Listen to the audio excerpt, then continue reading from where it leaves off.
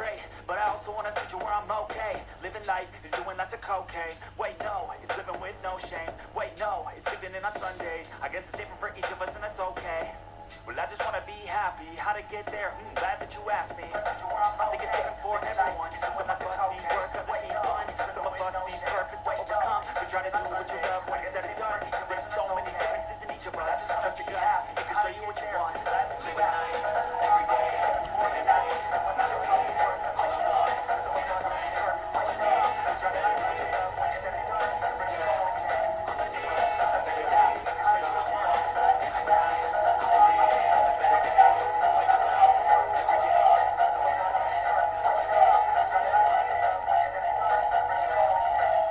need. A better day, all I want. Every night, all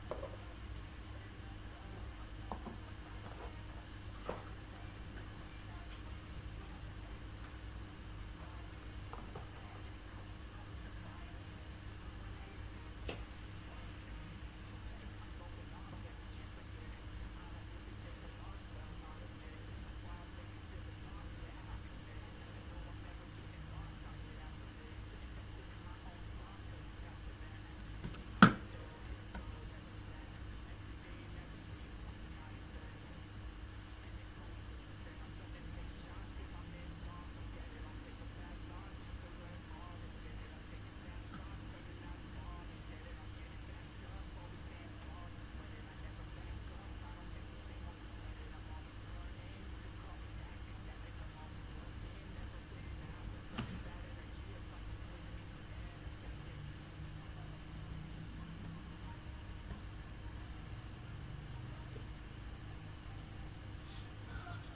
It's the midfield who are picking up possession. Lovely little spin turn and find a little bit of space onside. If he pulls that back, there's a great opportunity for another goal. That's a great challenge. And look at the captain, the Sunderland centre-back, Alexandre Linard, doing the brilliant job just to bring an end to that. Solid defensive work. He came coasting down there. This is the 14-year-old. There, we're back in camera. He'll be 15 on Saturday, so... But a little bit of frustration. Just decided to go on a little bit of a jaunt down towards the byline. Should have maybe pulled the ball back, cut back a little bit earlier.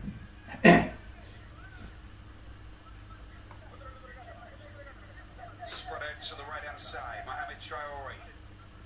Of course, the dangerous Ballo looking to pick it up, but it's Dembele. Little switch of flanks. Look at that for a pinpoint precision. That is top quality. Fane picks it up.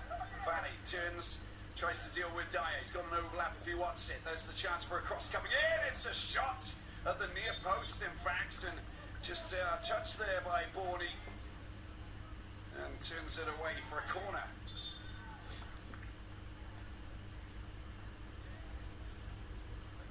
Wasn't really expecting that, but a little touch with the fingertips. And a corner to follow for Mali. And Berte's coming up and bringing that 6'2" frame up into the penalty box. Yeah, there's a few giants who are waiting to latch onto this.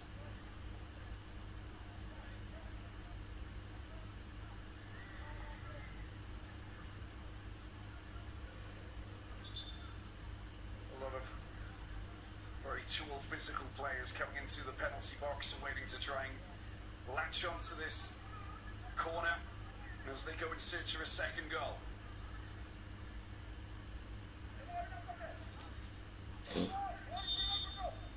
Isakone will take this from the left-hand side. A little front header. He's just been, he's knocked that out. It's going to be another corner. That was going close towards the goal. Let's have a look at it from this angle. That was the header. Looped over the top. I don't know if there was a touch. It came off the crossbar. That's the claim from Toby Borney, in fact. Falls on deaf ears. It will be a corner. Second in succession. And another chance for Seydou Dembele, this time to try and find one of his teammates. Whips it in with that sweet left foot of his. Penalty box, punched away there by Borney. Picks up and lofted into the penalty box by Dembele, but it's, sorry, by Bombay. It's gone back to the New Zealand goalkeeper.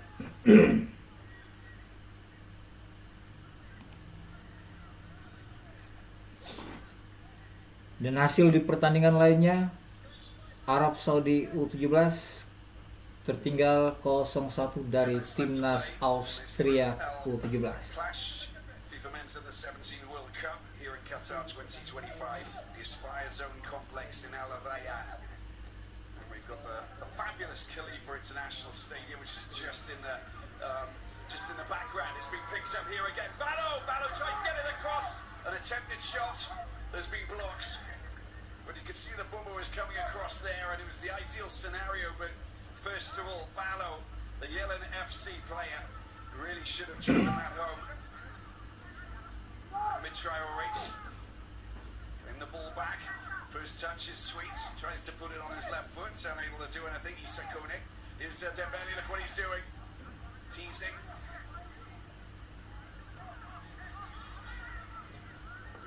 It's set up, what a brilliant shot, and a great save that is as well. And finally the danger has been cleared. Brilliant stop from Borney, but look at that. Shot coming from Amadou Traore. It was hit perfectly, wasn't it? Low drive, fired in with force. And that was the initial opportunity there for Raymond Bomba. First touch not brilliant.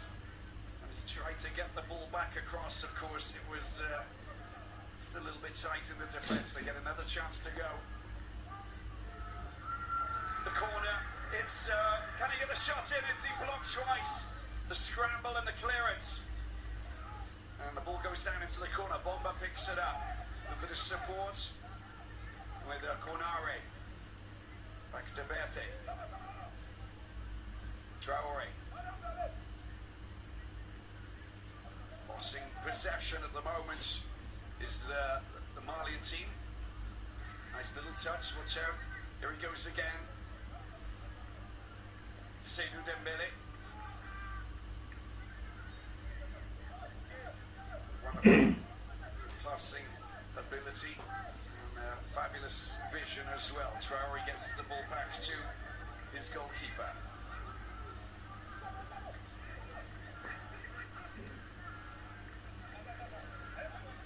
Look at that, oh, it's just beautiful to watch, isn't it? A little dance down the right-hand side. Mohamed Traore into the penalty box, pulls it back.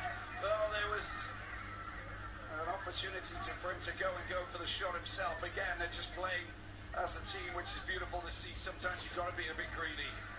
And maybe that was a moment where he should have gone himself, but 16-year-olds trying not to be too selfish. Academy Bourmisala player. Mali playing some very attractive football. Oh, that might be a free kick just outside of the penalty box. And Isakone goes down. Joe McIntyre, the Wellington Phoenix FC player, just with a little touch there. There you go, little touch, and went up, and a leg going across, taking him off the ball. Coney goes down. Let's have a look at this once again. It came back off the goalkeeper. There's a double attempt at trying to score the goal there, coming from Traore. Just doesn't. It's Ballo, in fact, with the double shots in it. The first one comes off the goalkeeper, and then he gets another shot that's blocked beautifully, and the players coming in to try and get rid of it. It was like a pinball machine, wasn't it?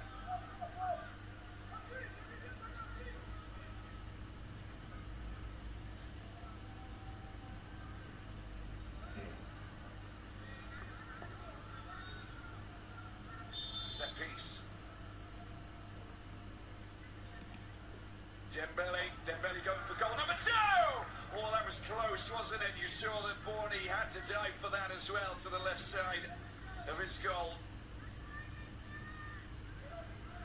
That was very close indeed. Sumptuous free kick. Scraping the side of the post, picks up by New Zealand. We trail by a goal to nil. No foul in the midfield, just dispossessed. Very competently there by Mamadou Traore, the Academy Players' Dreams player. A lot of academies in Mali, and of course they just produce quality players like these youngsters here. And it's the same, you have a look through the different age groups, and talent coming through all age groups. Collected there by the Yilan FC forwards. Ballo losing the ball. Collected in the midfield. Piniski's coming up. Cartwright, big fan of Cartwright. He's got fabulous speed.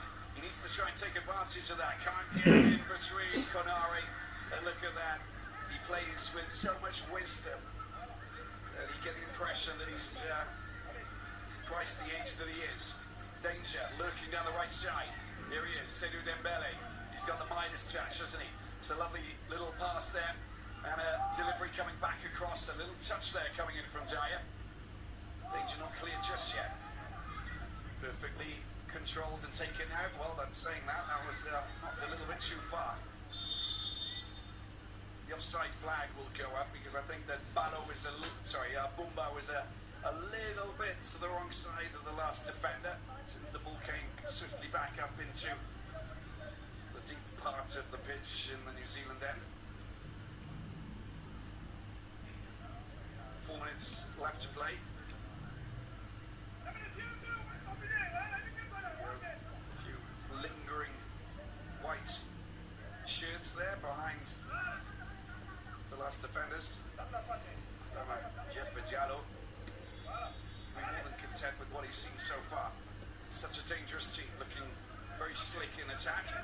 The flag stays down. Opportunity here, collected by Fitzharris, but he doesn't have the support. He has to bide his time, wait for Nunez to come up. High ball coming over, it's lofted high over the top. Cartwright's not going for that, and it will be a throw-in for Mali.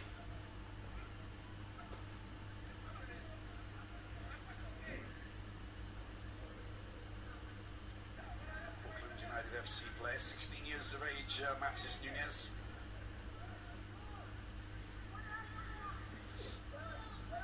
3 players at 16, Joe McIntyre, the Wellington Phoenix FC player, and then Sydney FC's Ethan Dyer. Here we go, 3 minutes left to play, and Dembele with the only goal so far. Ballo picks it up. It's a quick, fast, and furious through ball that's gone even faster than Bumba.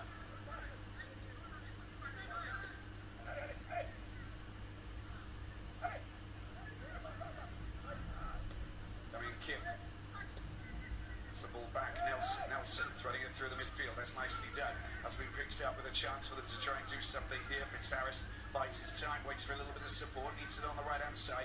Watch out for Cartwright. Cartwright needs to come in a little bit more as a support striker. The high ball coming over, there's just no one there. Not brilliant. Piniski picks it up, left side for Nunez. First time cross, tries to get it over there, but it's been blocked. course, it's the Rock Berté who just blocks out his line. It's going to be a corner, though, for New Zealand. They'll take some hope from this and try and get themselves a couple of players up into the penalty area. You know the Sunderland CB Alexandre Leonard is going to come up and try and get on the end of this.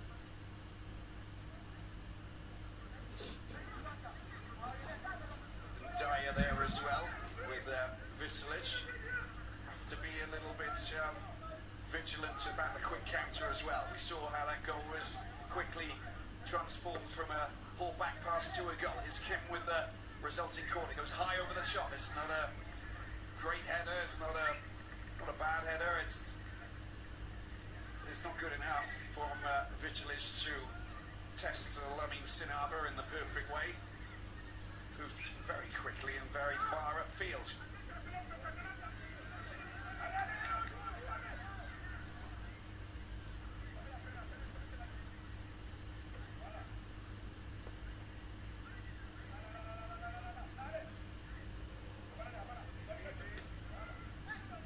Nice touch by Nelson.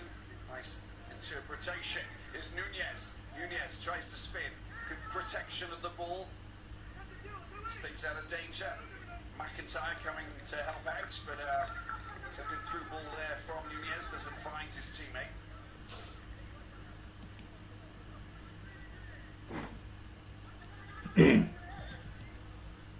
Nelson looking for options. Needs a little bit more movement off the ball. Piniski's calling for that just over the top, but they need to shift into gear.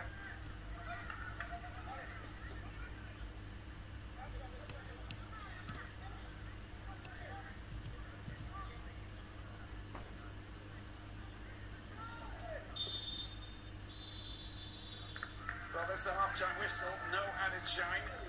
That's a rarity, isn't it?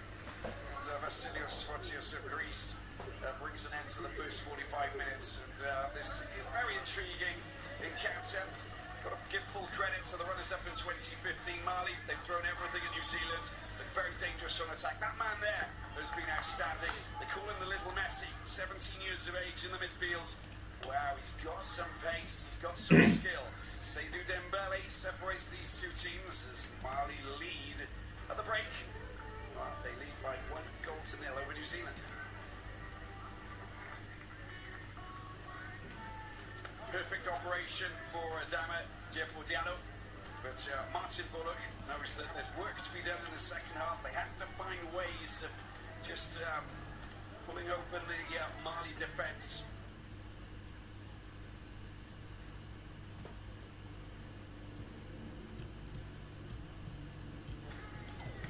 It's been a little bit complicated. Very strong block at the back, led by the ever-present giant Timoko Berté, recently signed for Villarreal in La Liga. But got the likes of Seydou Dembele, who's just playing some awfully good football in the final third. Super dangerous. We haven't even seen Raymond Bomba just yet. So much more to come. Ismail Zone complex in Al Rayyan.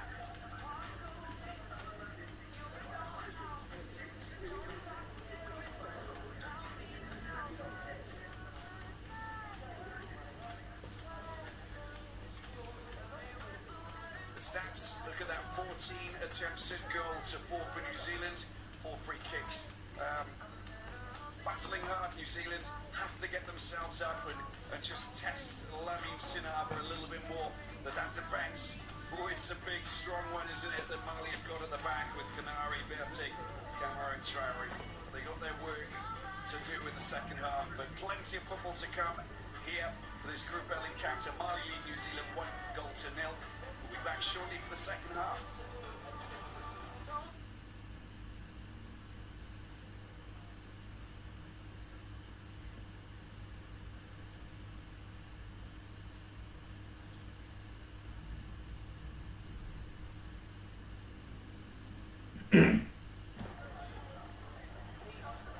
For this tournament, a young player, a few 15-year-olds in the Burkina Faso squad. Lukman Tapswaba, the player I was talking about earlier who scored from his own half against Cameroon. He's the only 2010 ball player in the squad.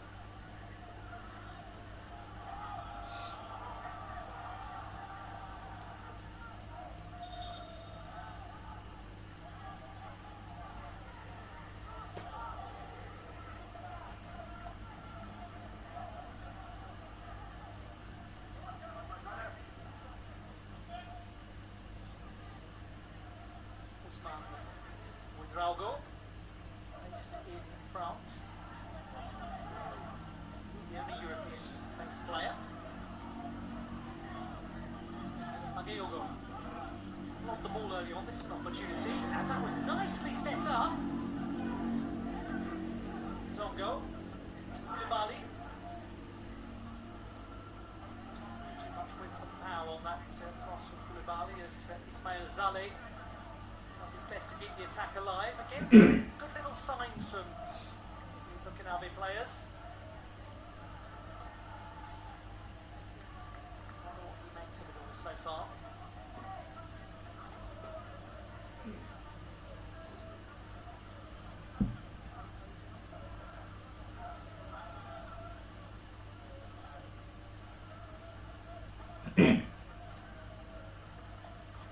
Attempts at goal from Burkina Faso, just one solitary effort from the United States of America.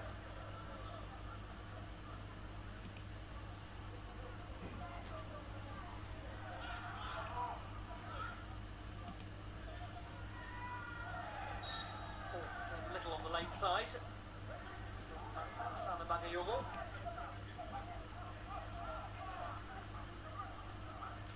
Clip on Julian Hall.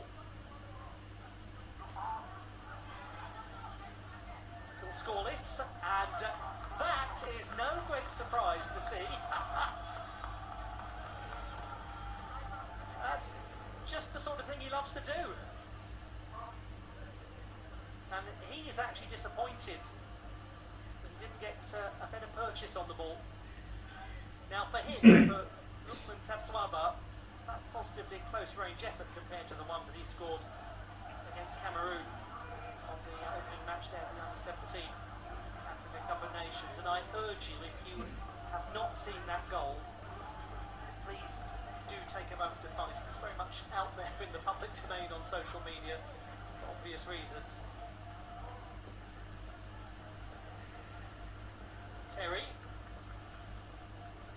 It'll be a corner kick.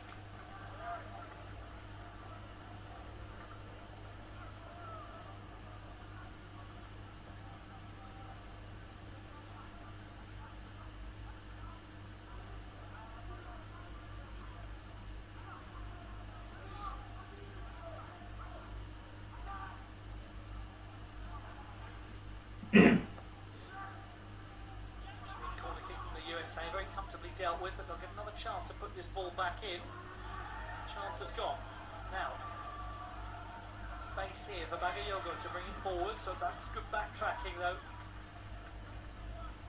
And it was the young player whose calmness I was talking about earlier, Christopher Cutts. Very assured work. They've largely defended very well, the USA, as have Burkina Faso.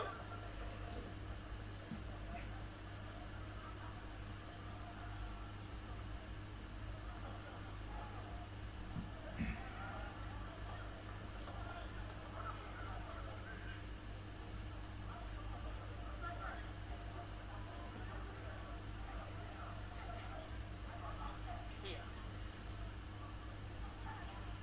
Amen.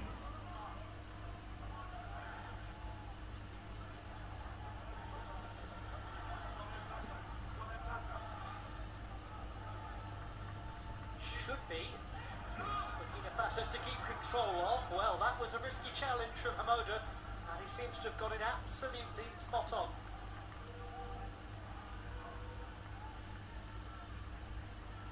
There wasn't much margin for error. Didn't use any of it. About halfway through the opening half, USA 0, Burkina Faso 0. Aspires on pitch 4 in Ryan Qatar. There, unable to get beyond Fadil Barrow, who's had a most impressive start. Sensible defending, physically strong, but also tactically very aware. That was the challenge to deny Lukman Tabswaba the chance to get onto the ball.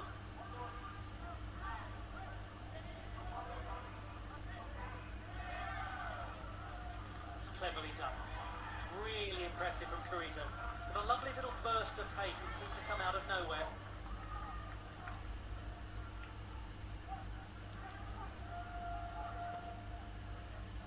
Senior national team of Burkina Faso known as les Italiens, the Stallions. So these gentlemen often dubbed the Little Stallions.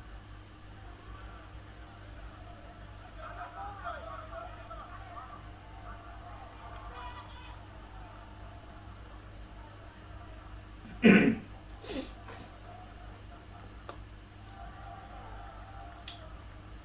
old-fashioned defending from Yusuf Double.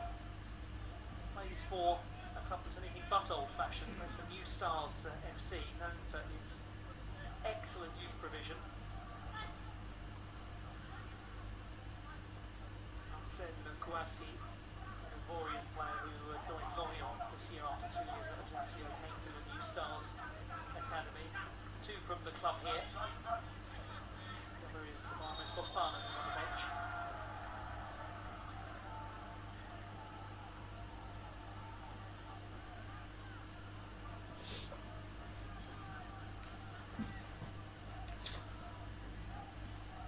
Simply asking for the referee to make a decision was Osman Drago.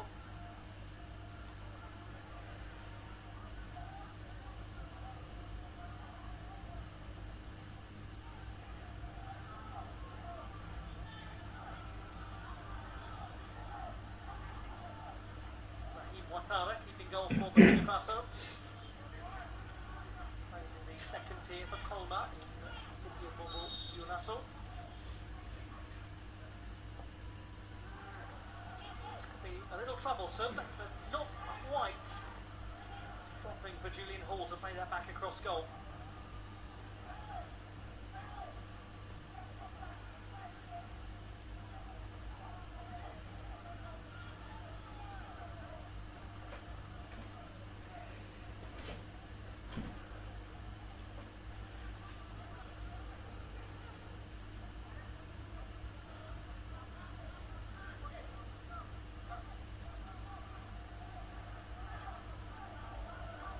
Zongo. It's not going to be kept in.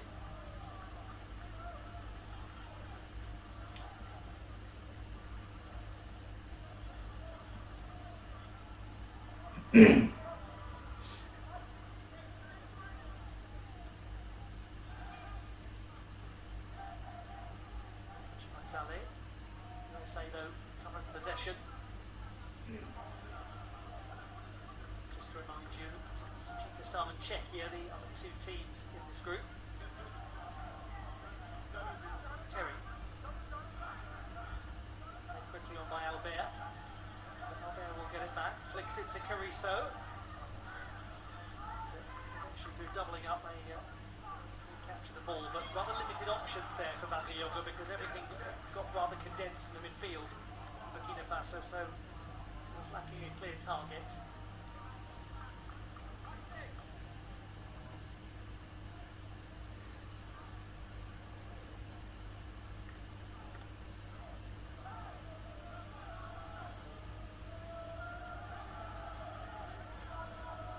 Just thought for a minute there that Ismail Zale was tempted to shoot. Team for Faso is number 10, Sharif Barrow. Trying to dance through his Usman Ouedraogo, but now the USA with a chance to counter, albeit with very limited options. And yes, that's the end of that one. There was the aforementioned captain who turns 17 tomorrow, Sharif Barrow. Plays for Rahimo. On the range champions of Burkina Faso. They won their second title 6 years after their first. Club founded, that's the name, by Rahim Raogo, who played in the Netherlands and for the national team. It's the club of people like Lassina Traore and Kabore that came through the youth team. So it's in a very good place for his development. Shall Barrel.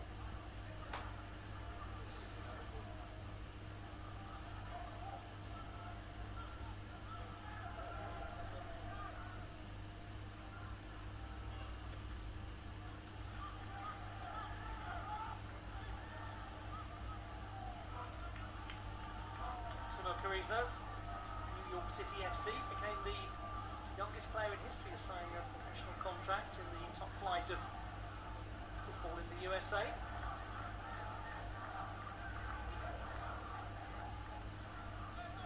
Proud moment not just for him but for his first team, FC Westchester, which he played for up to under 12 level.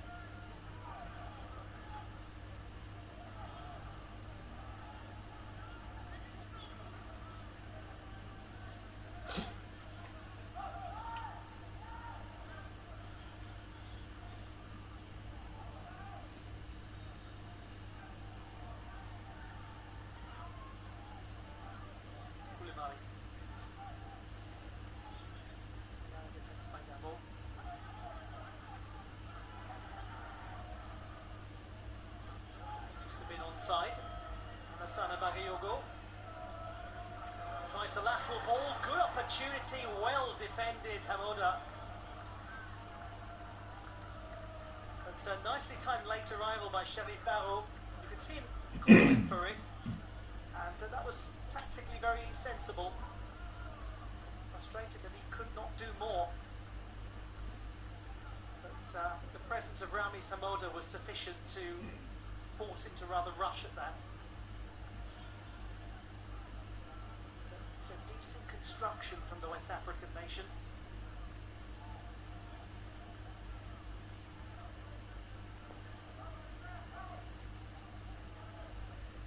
Those of you who are interested in your etymology of places of nations, Burkina Faso comes from two languages, Mooré and Jula. So that was duly put into the path of Hall, who wasn't too far away from a connection, but he was offside anyway.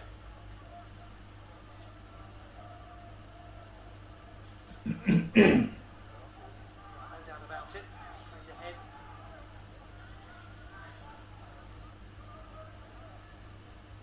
Burkina means upright or honourable in the Mooré language, and Faso means father's house in Jula, so essentially it is the land of the honourable people, the land of the upright people. Oh my word! Well, Aidan Stokes will be very relieved to get his hands back on that.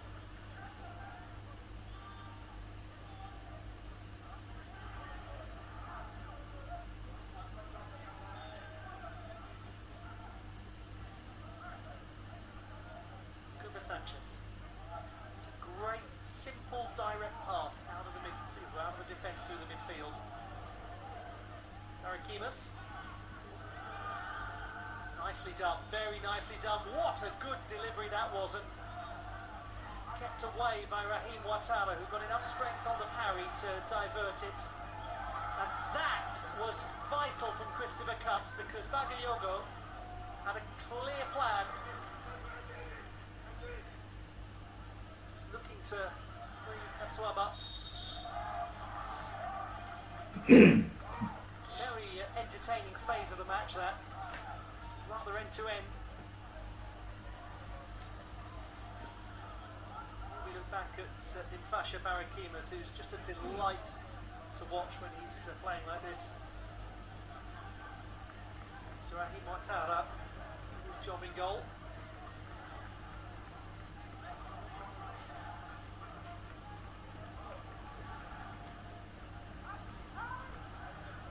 USA have in reserve for Chase Adams. That's number 9 for them. He had a lot of mentions throughout this tournament because he scored 10 goals in one match in qualification, the record-breaking 22-0 win in the United States Virgin Islands. Not often, is it, that you get a player who has a record of 2 appearances and 11 goals in qualifying. The other one against Cuba for those curious.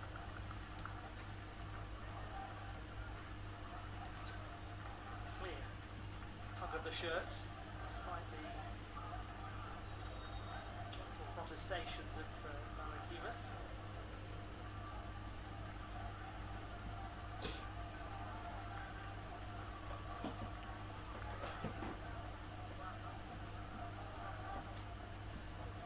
Opportunity for hydration in quite warm conditions.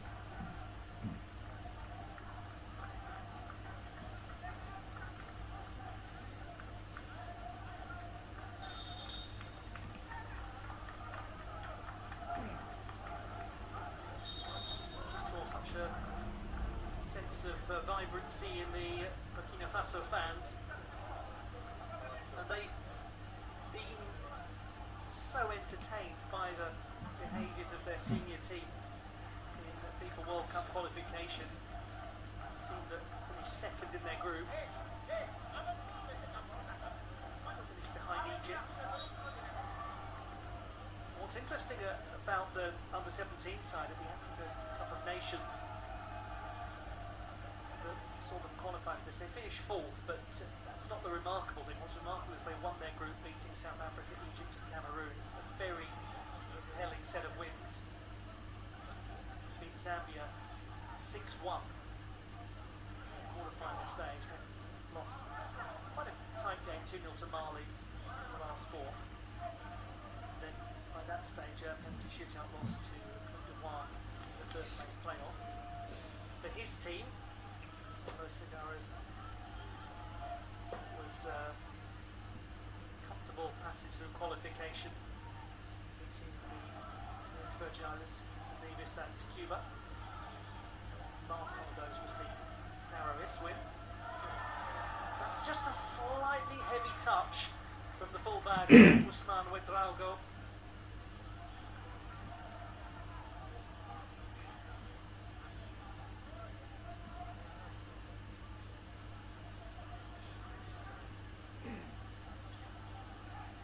About 10 minutes to go until the half-time interval.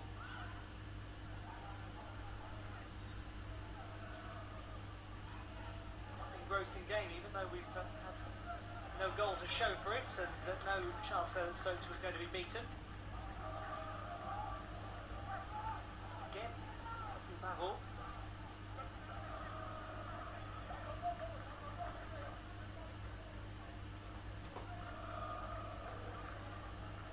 Just that one shot on goal for the USA. Some of those Burkina Faso chances, most of them have been a little on the speculative side, so it may be a rather misleading statistic.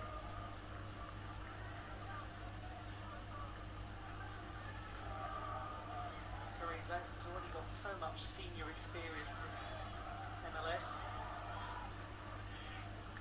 Physical play from Zaleh.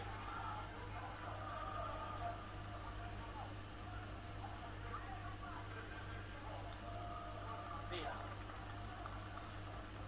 touches it back to Hayden Stokes. Maybe 50 appearances for New York Red Bulls for Hayden Stokes in MLS Next Pro and various other competitions.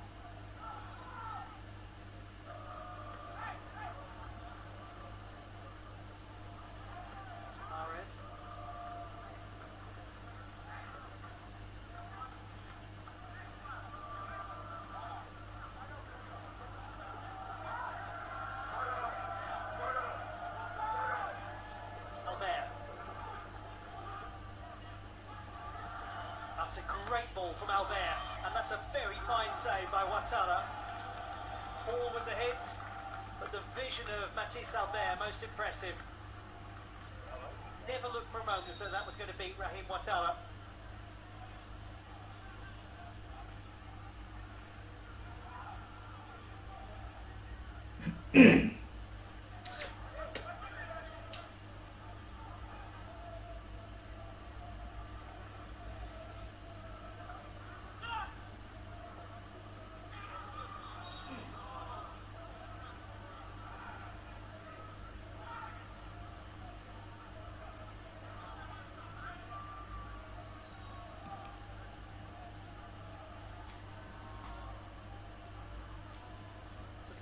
control nicely, didn't he?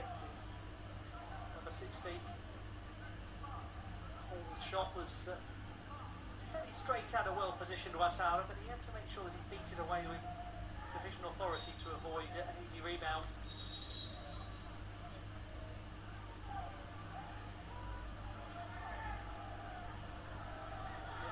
To Hamoda.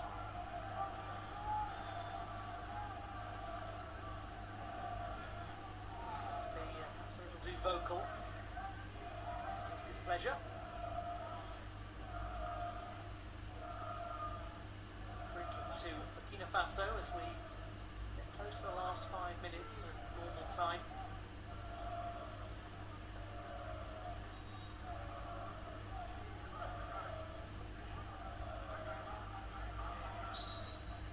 Barrow, no, he drifts forwards, and that is comfortably seen over by Stokes.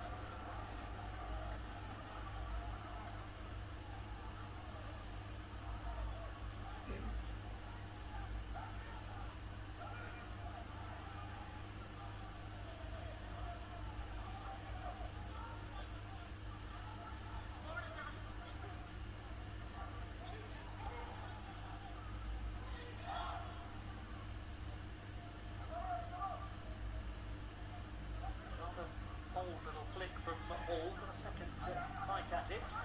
Last 5 minutes in progress, USA 0, Burkina Faso 0. USA getting more chances as we get close to half time. These nations strike before the interval. Here's Sanchez, covers it well to Villa. They are, as expected, really quite well matched.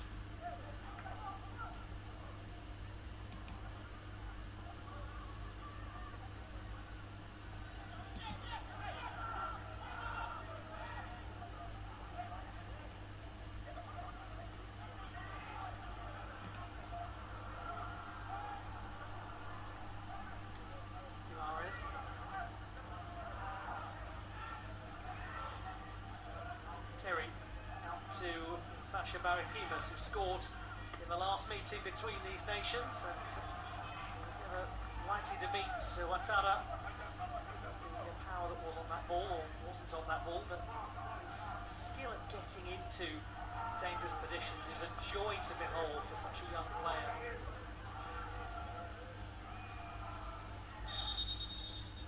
Took a bit of a blow, I think, did Villa. Then went to go close to head, or it's more shoulder, I think, from Bagayoga for Villa. Earlier on, just a few moments before it, we had Barakimas' effort. Right idea, absolutely. Really make any alterations at half time. Well, let's hope that these two young gentlemen are all right.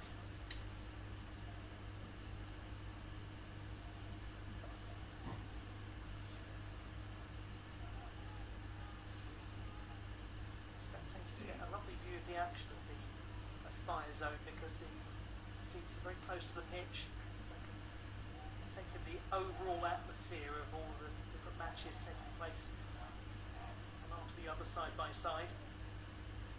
There are over 100 matches to be played in this tournament in total. Largest of its kind.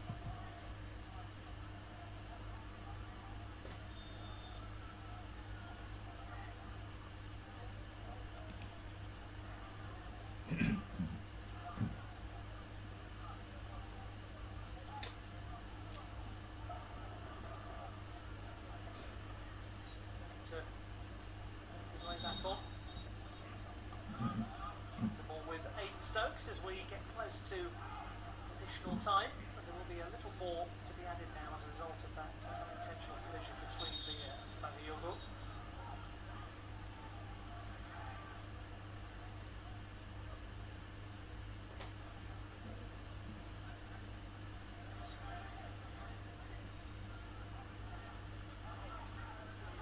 Koulibaly.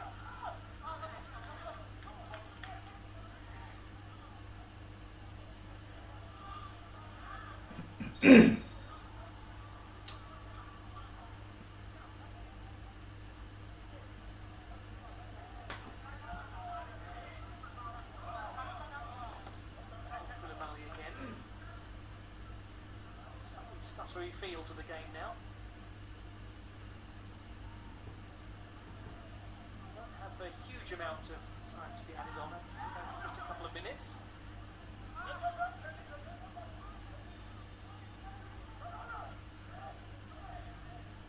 Much of that actually coming right at the end. So we are into the first of 2 additional minutes. USA 0, Burkina Faso 0. The game has just slightly lost its intensity over the last 5 minutes or so. Let's see if it picks it up here. There might be one last chance at least for Burkina Faso. This has had a very good first half.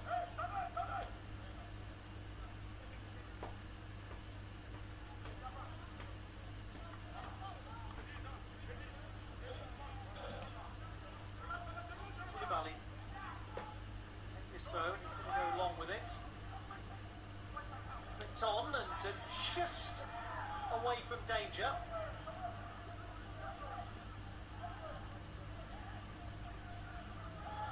Sorry. And temptation to shoot once again from quite some distances. Easily gathered by Aidan Stokes. And that has been the story really of a lot of Burkina Faso's shots on goal. They've been from quite some way out. Maybe that Oscar Barrow has just a little word about patience in the construction of attacks with the players, without wanting to remove from them that desire to take the ball on and to try to test the goalkeeper, because clearly it's what they're good at, and they've done it with great success in continental competitions. Maybe they just need to be a touch more patient to make those chances more meaningful.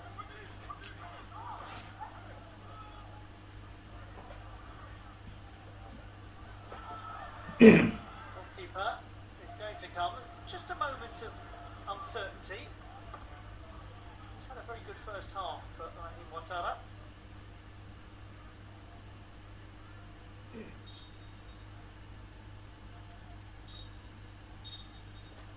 And we reach half time with no score. The best.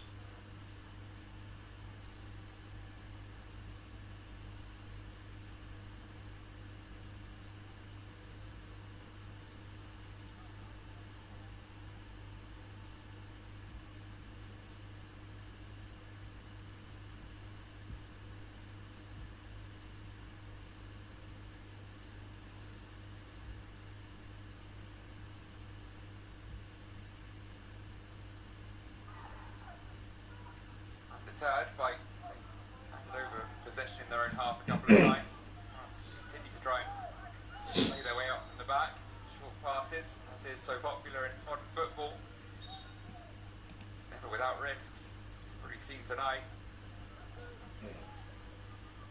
Was taken away from Batola, and number 10 then taking away a free kick as he tried to make amends.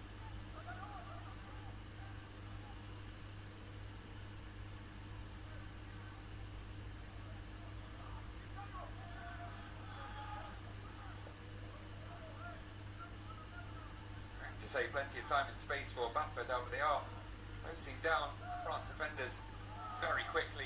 Chile team, and see there flying in now on Jordren was Martin Jimenez, right wing back. Just catching the keeper, but thumbs up from the 17-year-old. Just caught by the trailing leg of Jimenez. Will they be able to keep up this level of intensity for the entire 90? That's the question.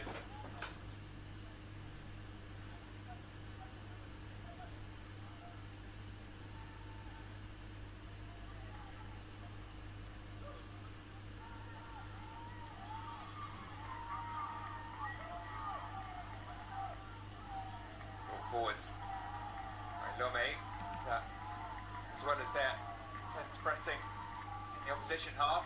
Chile, of course, keeping that up in their own half.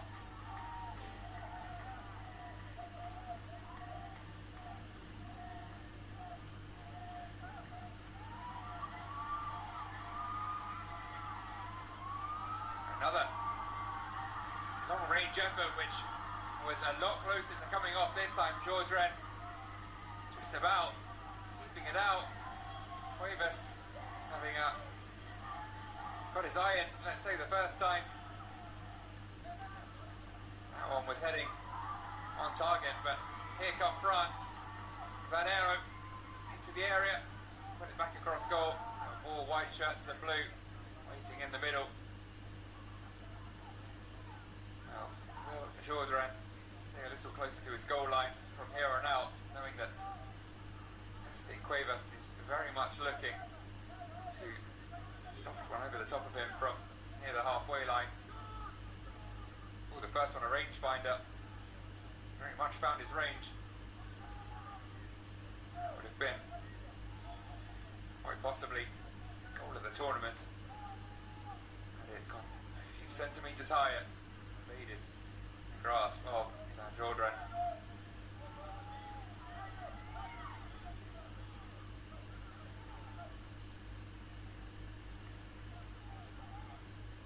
Jay-Z.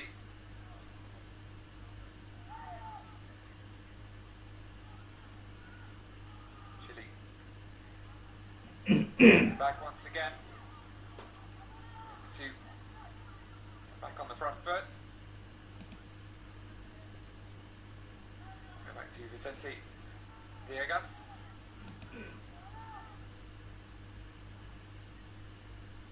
Hasn't had too much to do in truth last spot.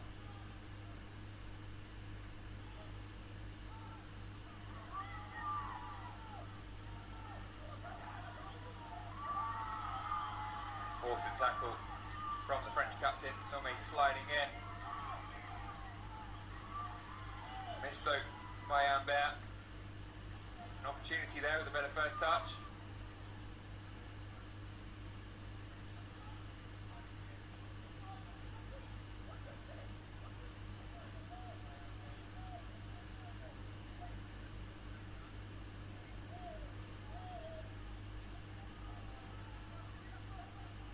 Slowing things down a touch now, Chile,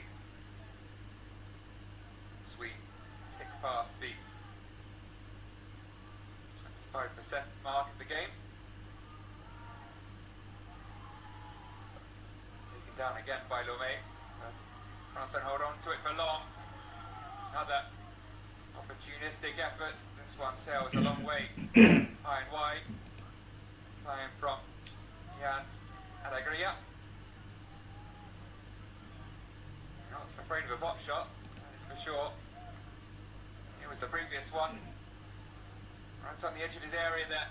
Jordren and, well, backtracking. Just about managed to make the save, but far nervier than the first attempt from a similar distance against him.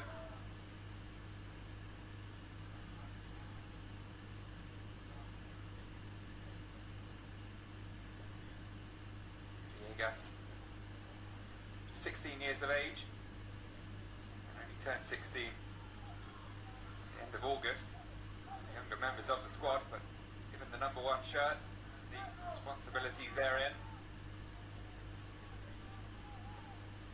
Already making his 8th appearance for the Chile under-17 side, despite his tender years.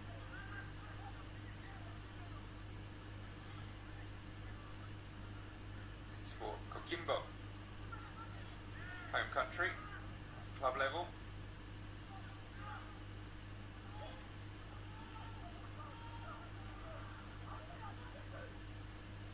pretty tall for a 16-year-old, but 1.81 metres. He is 7 centimetres shorter than his opposite number.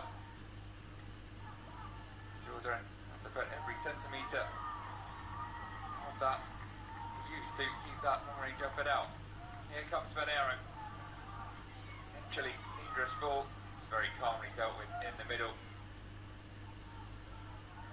Wondered if it was going to be a defensive 5 from Chile, but the wing-backs are very much getting forwards when they have possession. Here comes Alegria. His options either side, goes himself. Rather scuffs the shots in the end. That one far more comfortable for Ilan Jordan.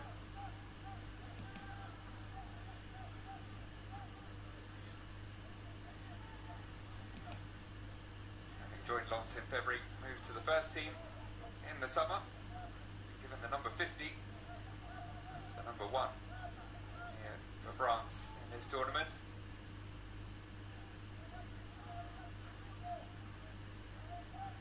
Both keepers will be determined to pick up clean sheet number 1.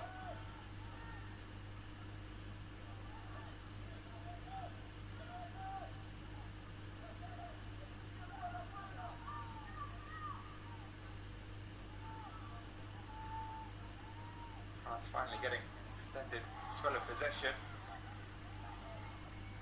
And push opposition back, now into a bank of 5 at the back, 4 in front of them. Just Cuevas left alone up top.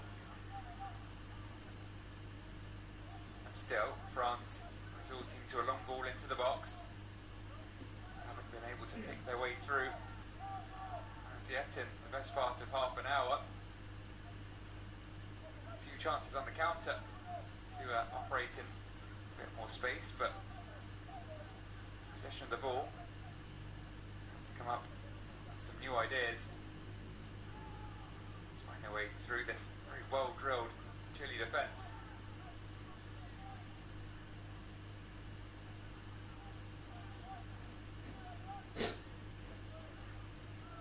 Number 13, Manuel Bomba, unlucky for some. Hope not for him over the next fortnight.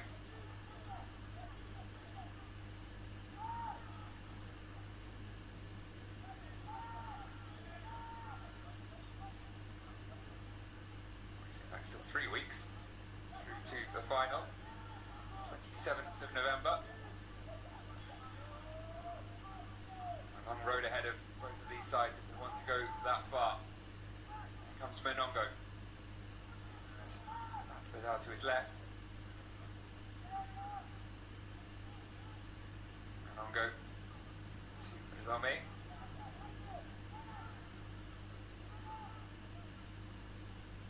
So their attacks coming through. Back Bedard down the left-hand side, and this time he does have an opportunity to put the ball into the middle. He picked out Ambert. His shot blocked. France will have to start again from the back. Right about as close as they've come to really testing Vicente Villegas thus far. Plenty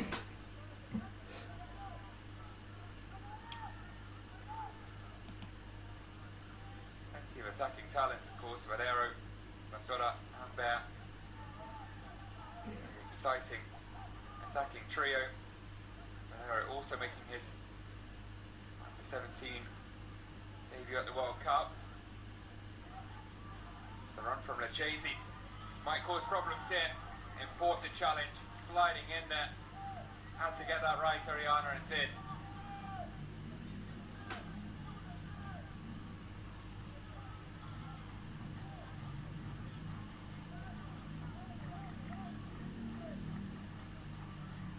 Yes, Bertola and Ambert have a decent number of appearances and goals between them.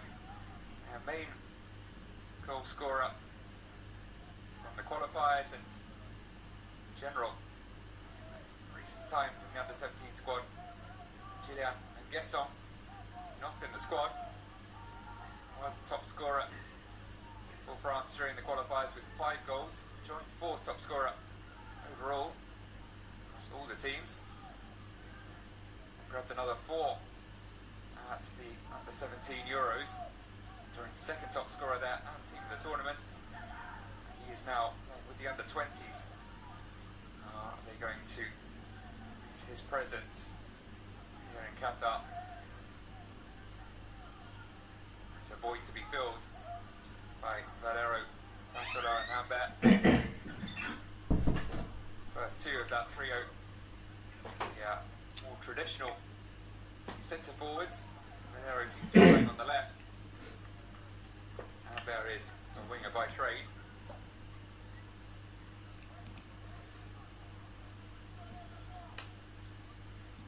Given their say, Valero and Patola will play through the middle. In the middle now, number 9, but turning away from him there. Martin Jimenez. Good confident Chile. Half an hour gone. No cooling break required here as there have been in the earlier games. Sun having set and temperature reduced a fair amount, but look at that. 8 attempts at goal compared to just 1 for France. Chile have been piling on the pressure. Only 2 on target, of course. A number of those attempts from very long range. France yet to put an attempt on target. Villegas without a save to his name. Does currently have the ball though. Might have his options further up the field. Go short. Chile are playing up from the back as well, but France seem content to let them have it in their own third. It's applying the same level of high press as their opposition.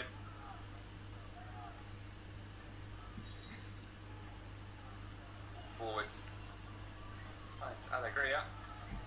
The referee had blown. Sebastian Miranda gesticulating, sort of disagreeing there with the decision. Did seem to have a handful of the shirt of Alegria, French captain. Look at that tackle. Crucial intervention from Ariana. Humbert ready to let fly.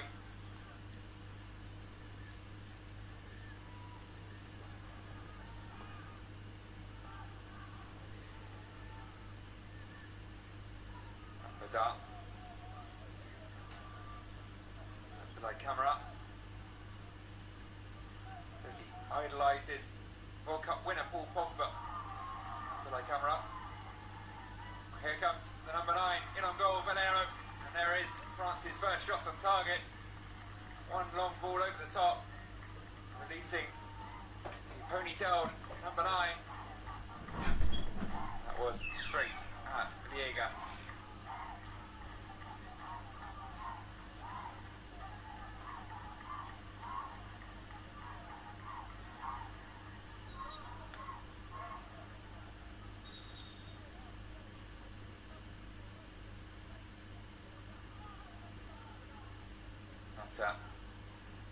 Number 9 ponytail combination, reminiscent of a few. Zlatan Ibrahimovic, of course, probably top of that pile. Gabriel Batistuta, maybe back in the day, occasionally broke out the ponytail. Of course, the most famous ponytail, perhaps Roberto Baggio, to number 9. Devin Codino.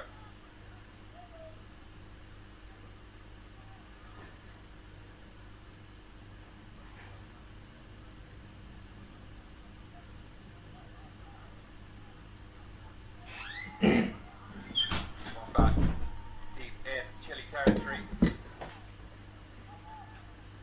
Monongo is on the ball as France seem to regain some belief.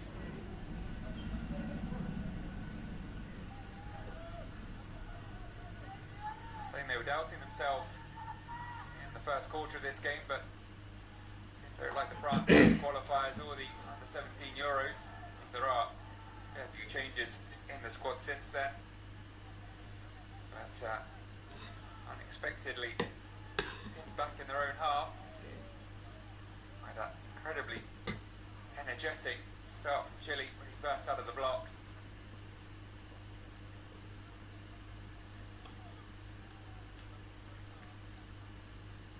It's a question as to whether they can keep that up. Seems to be taking a breather now.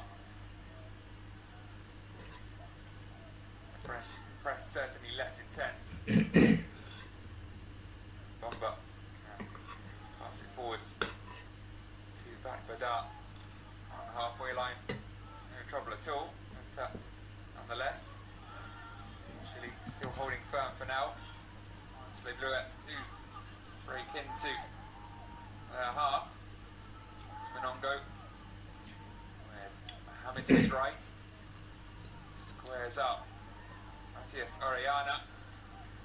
His cross though is dealt with. Supports himself the space to put it in.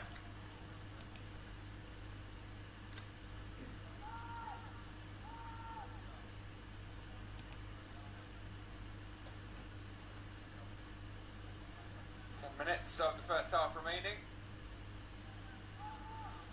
Wait. The deadlock to be broken here. Plenty of other games ongoing around the Aspire Zone complex. In the latter stages of the Mali-England game, 2-0 up there, Mali. United States, Burkina Faso also goalless, just starting the second half. Canada, Uganda, the other two in this group. There's 1-0 to Uganda there. Currently at the top of the live standings. In fact, Mali have just scored a third against New Zealand. There's been plenty of goals across 3 days thus far. Some big wins. Czech Republic, Czechia, they're now known 6-1. Winners against Tajikistan earlier today. Impressive showing from Ireland. Republic of Ireland 4-1 winners against Panama. Brazil 7-0 win against Honduras yesterday. It is the biggest of the tournament thus far. This and the Canada-Uganda game, the final 2 of match day 1. Before we move on to match day 2 tomorrow afternoon.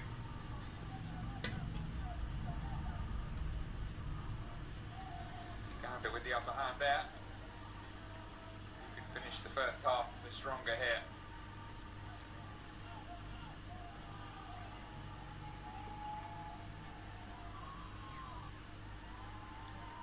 Another long ball over the top.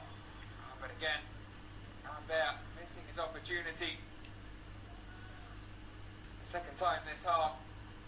A long ball towards the number 7, with which a better touch might have put him one-on-one.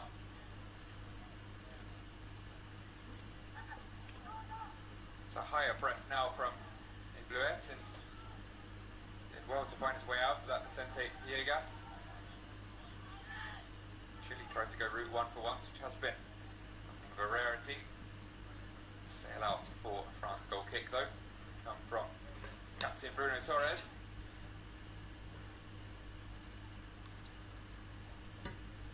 Sebastian Miranda.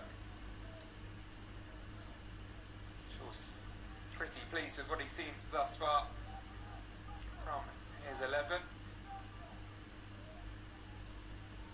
Have any clear plans for the second half?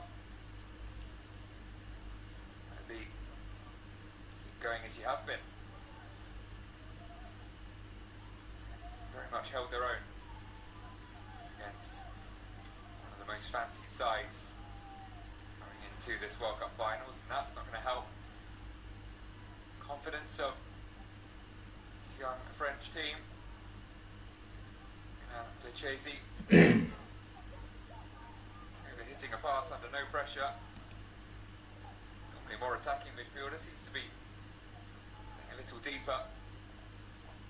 This setup. To like camera, opposite a centre back. CDM here.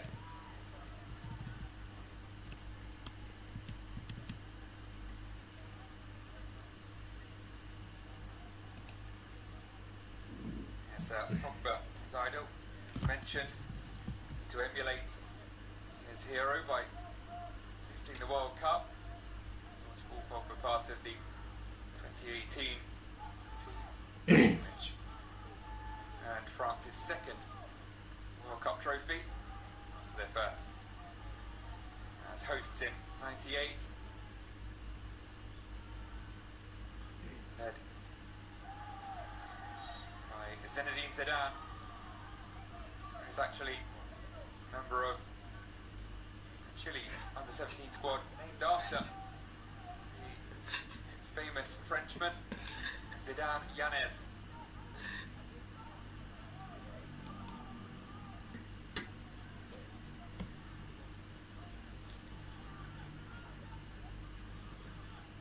Really standout moment.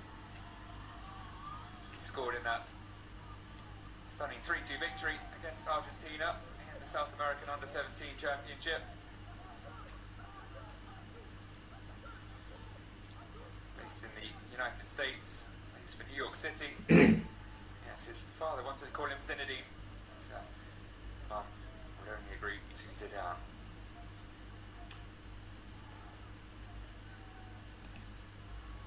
This French side could use some Zidane-esque magic in the middle of the park at the moment.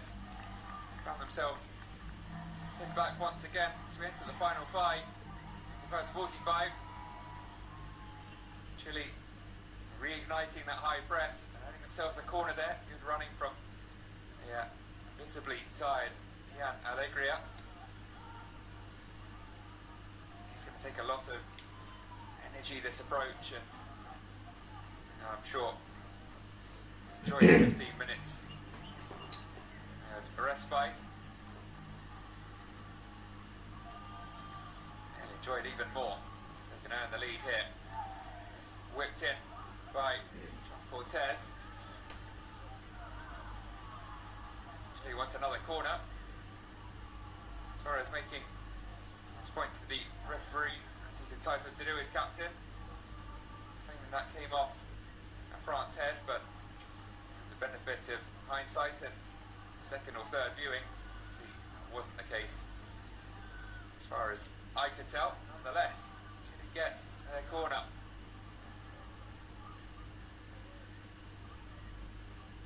There is, of course, the VS system being utilised at this tournament, not fully blown VAR, but video support, which I'll explain the ins and outs of in a moment.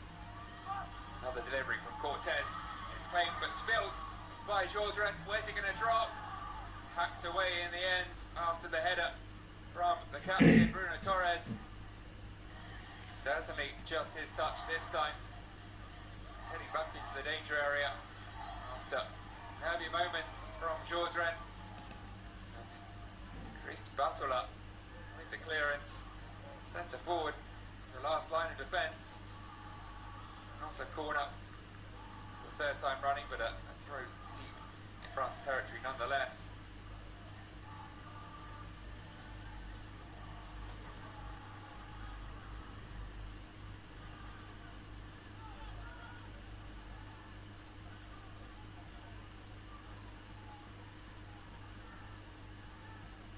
Forwards will at least gain some territory for France, who move forwards as much as they can here. A couple of minutes left, first 45.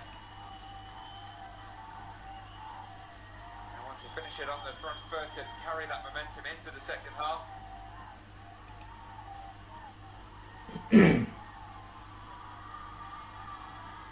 But it could be a Chile counter here. One over on the far side. Alegria still full of running, and burst away. Stopped in his tracks, but it remains with Chile.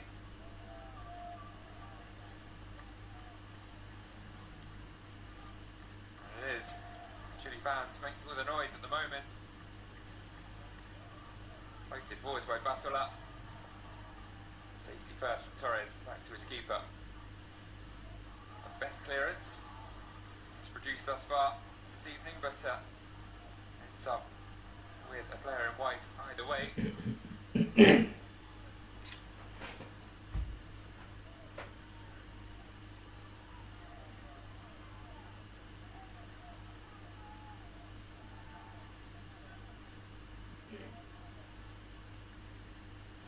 down again into the final 30 seconds of the scheduled 45. See how much additional time there is. Give it away at the end of that spell. They're trying to ensure the final attack of the half was theirs, but sloppy pass and a sloppy challenge. And possession over to Les Bleuets. It's just a 1 minute of additional time. Another mislaid pass at the back. It's time to leave Monongo guilty party.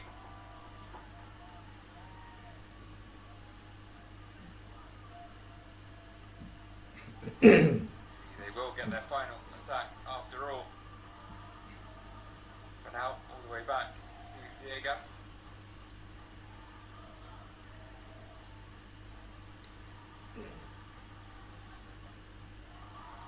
Nice missed, and that could release Cuevas, who gets there first, lobs it over Ilan Jourdain, not for the first time this evening. This time lobs it over the bar as well. And an apology from Emmanuel and Bomba. Maybe a nightmare moment for the PSG centre-back. Cuevas, this time from much closer to Jourdain's goal, trying to find a gap between him and the bar, not quite succeeding. Nonetheless, a very strong first showing from Chile in this under-17 World Cup. 45 minutes down, it's goalless between themselves and France. It has been the South Americans with the upper hand with these chunks of the first 45.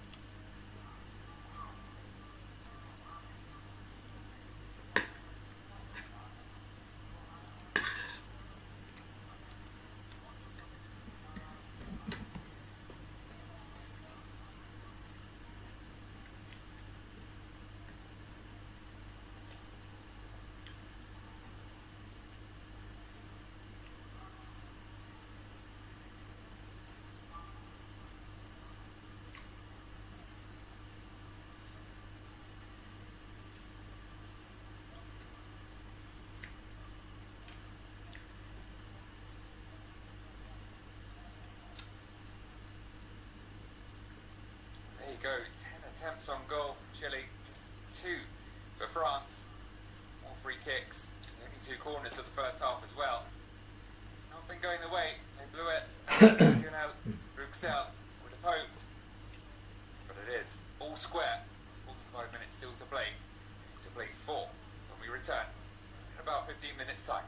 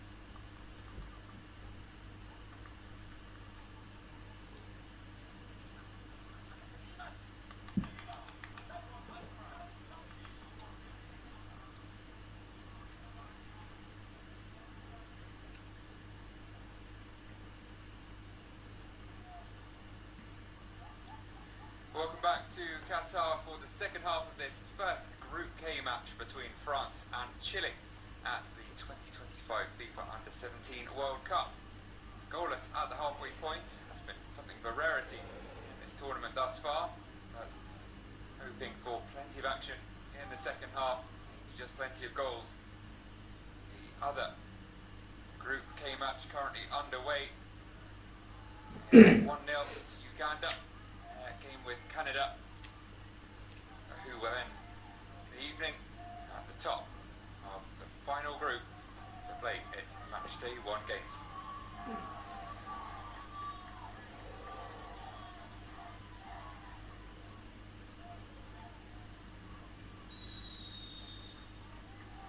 Referee Stephen Madrigal gets us back underway for the second half. It was a really strong showing from Chile in the first 45. Had almost 10 more shots on goal than France, who only managed 2, and just a 1 on target. Chile, double figures. There weren't too many of them on target. They did try their luck from long range, particularly Cuevas. Had 2 efforts from near the halfway line trying to lob Ilan Jordan, and then it was practically the final action of the first half. Had a chance from much closer range to lift it over him after a mistake at the back from Emmanuel Mbamba. Couldn't manage to on that occasion. France bursting out of the blocks here in the second half, I'm sure, determined to produce a response to a first half that did not go their way. Ruxel, also sure, will have had plenty to say during his half-time team talk. He knows a fair bit about French youth football. He's been at various levels, with various age ranges since 2014, having joined from Guingamp. Before that, Paris FC's youth manager, and quite a selection of players that have come through the France ranks under his guidance. Zaire Emery, Aurélien Tchouameni, Désiré Doué, some of the most impressive names of recent times.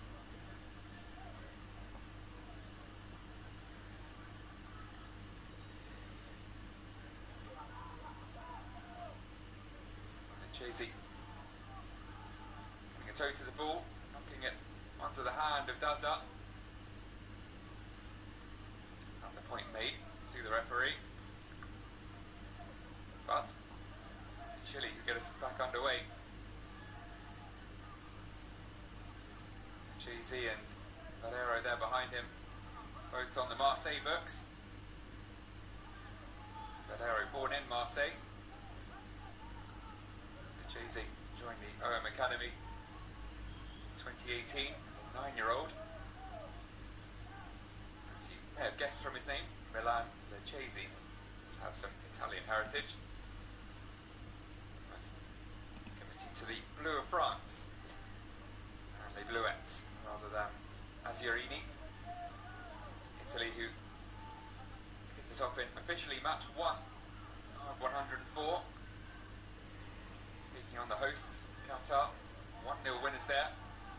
Dominated the first half, but had to hold on late on. Impressive showing from the home side as the match progressed. Keeping the favourites in that one, very honest.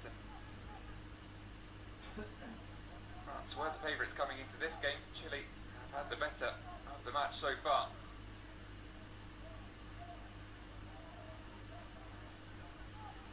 Free kick here, decent position. John Cortez standing over it. Designated set piece taker. This time though, he leaves it to Oriana. Taken short, Cuevas let fly from just outside the box this time. Just lacking the power to truly trouble Jordan. It's a free kick straight from the training ground there. Dive to his left, the long keeper, but more for show than anything. Comfortable that he had his angles covered.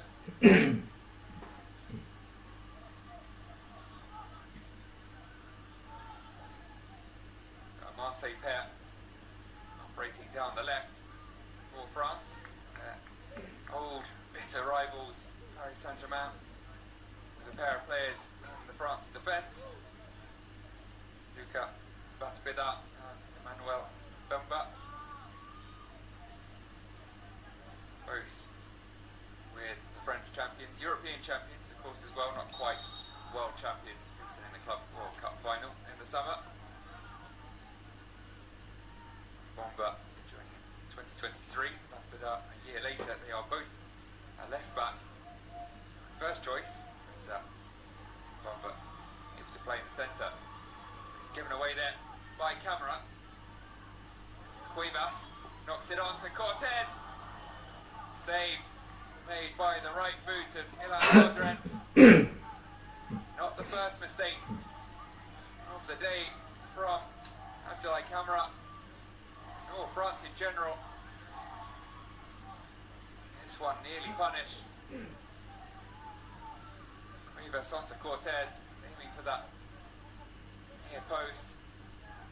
Didn't find the gap between it and Jourdain. Now a corner to deal with for a Bleuette back line. Missing it there, Niambert was kept in, but possession not kept by Chile.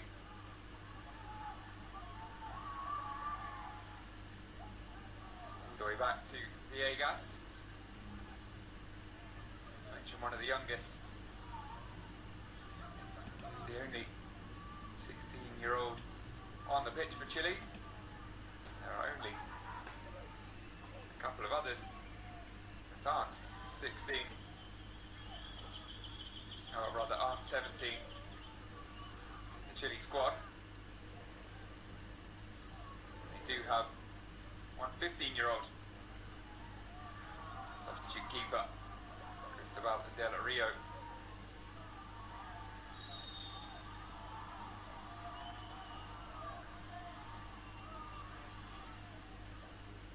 As free signals for France, free kick. Bartola caught. Initially tried to play advantage until one wasn't forthcoming.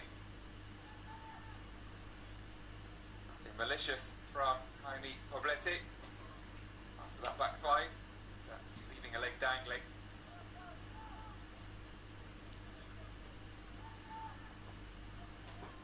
Number 15 losing his boots, but Cristobal Del Rio, one of the few 15-year-olds in the tournament.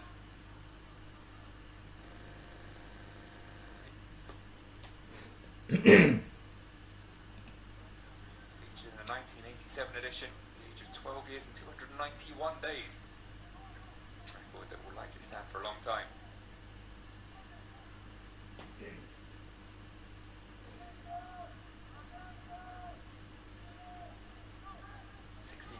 Villegas will organise his wall. This is very much within shooting range.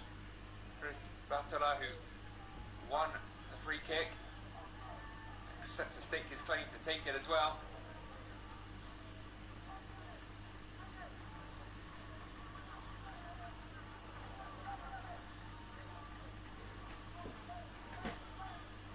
Five players in the wall, pretty much exactly where taker would choose to place the ball if given the opportunity, just far enough out to not have to worry too much about getting it up and down over the wall.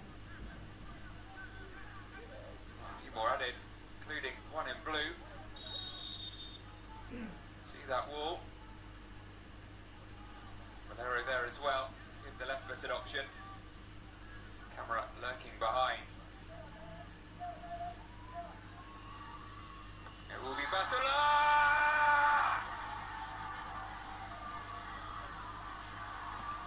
Won the free kick, took the free kick, scored the free kick. There, the moment of class we've been waiting for from Les Bleuettes. And it's Chris Bartola who's delivered it.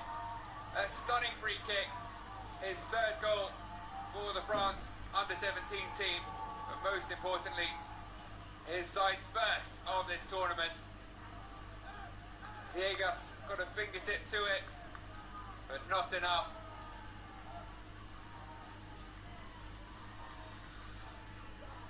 Maybe just those few centimetres shorter than his opposite number, making all the difference there. Viegas stretching, but not quite able to get enough on it to deny Chris Batola the opening goal of the game.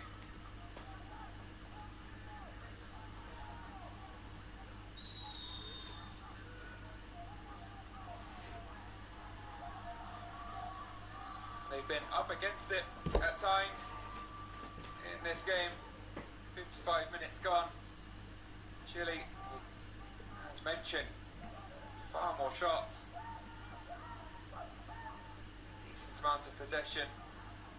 Generally better the first half, but they do fall behind. So a piece of class. Chris Batola.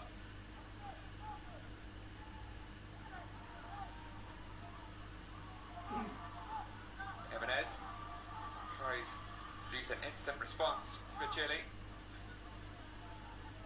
France, their best to clear their lines. Lucchesi, though, ushered towards his own goal line and put it out for a throw. Deep in France territory. But for that, it's very, very best not to get nutmegged there. Petit pont, as they called it in France. All between the legs. Whatever country you're from, is that something any footballer enjoys. Here come France again. Valera using his pace. He was matched for pace by the Chile captain, Torres. Just about staying the right side of the Marseille forward.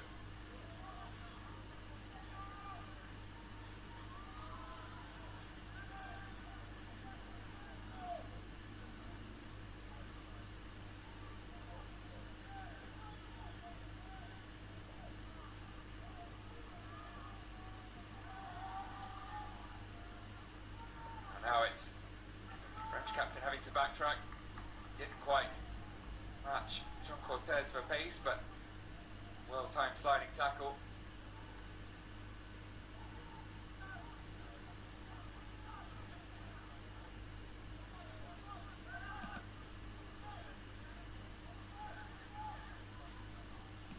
Francisco Daza whips it in, comes back off the head of Camara. There's more space here in which France can operate. Chile trying to throw more players forwards. Not perhaps leaving themselves exposed at the back, but not that sea of white that had been between France and the goal whenever they had possession. The bank of 5 and the bank of 4. Now they are back to their structure. Has remained well drilled throughout. Broken down by a piece of magic on a set piece.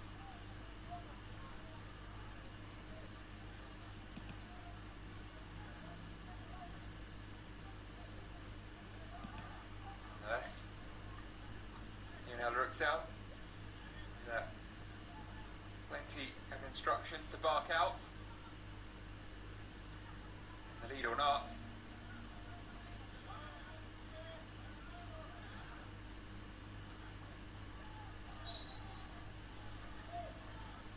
Go giving away a free kick. Metz midfielder, born and raised in Metz and now on the books of his hometown club, who returned to the French top flight in the summer via the playoffs. Struggling badly, just 2 points to their name, but then winning back-to-back games. Suddenly revitalised. France 2 here, revitalised after finally finding the breakthrough.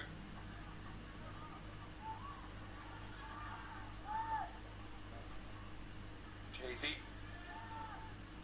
the back-to-back Bada. France don't have to risk too much from here on out. Head towards the hour mark. The lead. things at their own pace, to force the issue. If they have the ball, they will have the lead.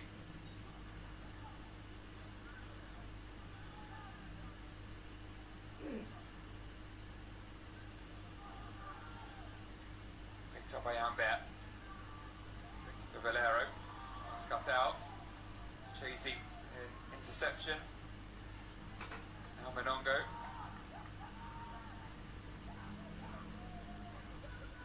Nice midfielder. Mention thereof. To see under the scoreboard, tomorrow's GOAT, who will prove to be superstar of tomorrow in this tournament. From Messi, for many, the greatest of all time, didn't feature at the Under-17 World Cup. His Argentina side failing to qualify. They're going to be a star of the Under-20 World Cup. A few years later, winning the tournament, Golden Ball and the Golden Boot. First of many to come, and of course finally achieving his main goal of the Senior World Cup here in Qatar 3 years ago against the France side. I'm sure many of these young players were watching on. The most dramatic of World Cup finals. They're here on match day 1 of this edition of the Under-17 World Cup. Do have the lead.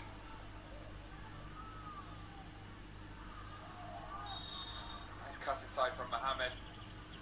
Was caught by a Chile player who slid fully out of shot. There's some water on the surface now. Quick change of direction from the right back. It's caught out. John Cortez. Thankfully, no harm done and no hard feelings either.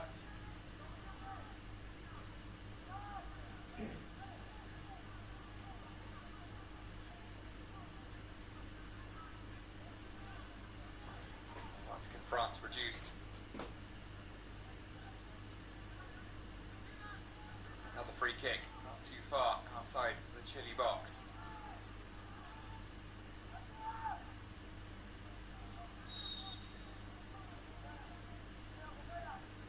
Camera Ambert amongst others waiting in the middle. And there is the second. 2 free kicks, 2 goals. Batula, who scored the first, turns provider for the second, and it's Remy Ambert who doubles France's lead.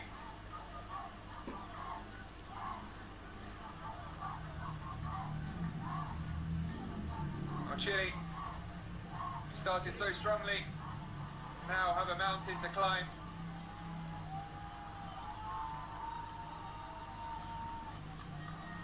Way too much space offered up to Ambert. A few days after Halloween, ghosted in, found the space in the box. Made no mistake in heading home. Nod for his captain. And a 4th goal for French Under-17 side for Remy Ambert. His 13th appearance. Was that about unlucky for some? Not for him, that's for sure.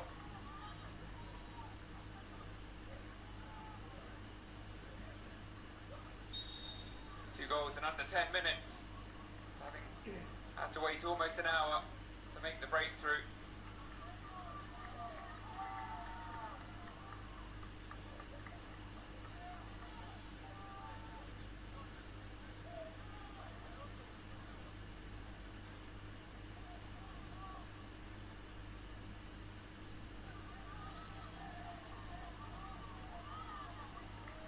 Headed home by Batbada. Calmly done. No risks taken.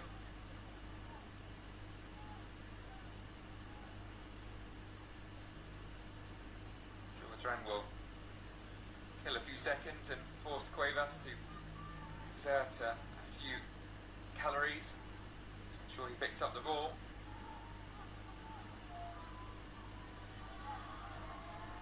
Now to Cortez, should be winning it back in decent area, but well, I was going to say not for long, but then Ambert missing his clearance entirely. Jimenez cuts inside, let fly with his left. It's well high and wide in the end.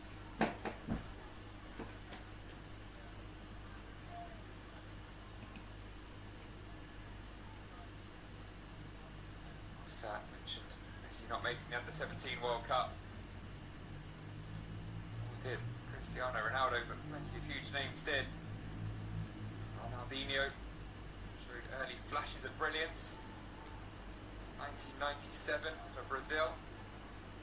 Casillas, future Spain and Real Madrid legend in the same tournament, as was Xavi Hernandez in the same team. Iniesta, that famous Barcelona side. A few years later comes Tevez, Toni Kroos, Neymar, this goes on.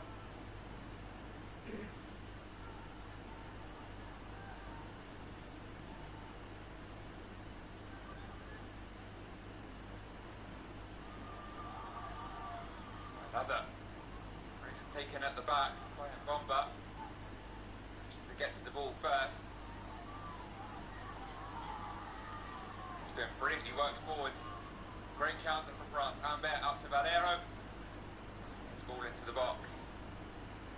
Claims was deflected, only half-heartedly. It will be a Chile goal kick and a triple Chile substitution.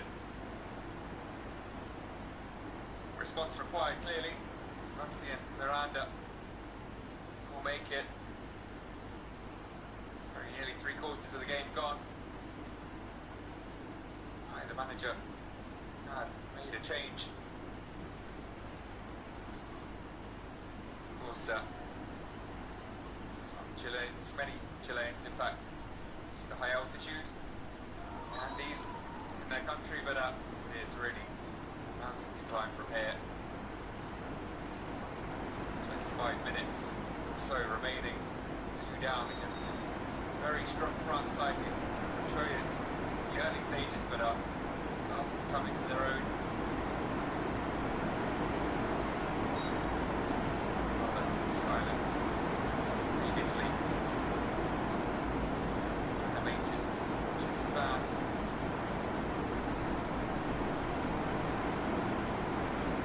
Just want to wait for now. All the efforts. Down the left hand side, Cortez not best pleased as knocked the ball out of his hands as he was set to throw. French captain will receive talking to. Three.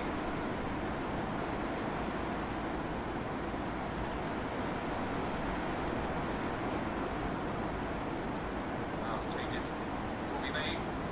Cortez will come off with Cuevas. Matias Paris. Or France versus Paris. Yanez, Gutierrez, and Diaz.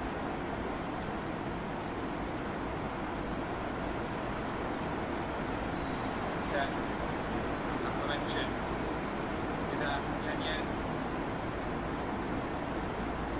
Well, France's former superstar, back to life.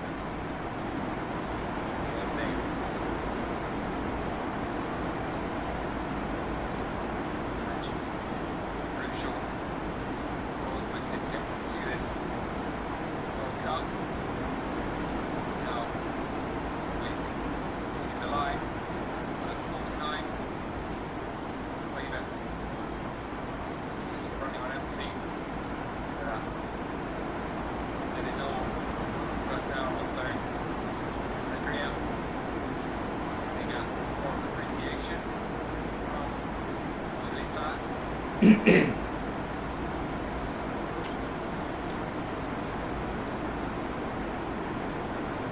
Some deeper in this reshuffle here. Alegria.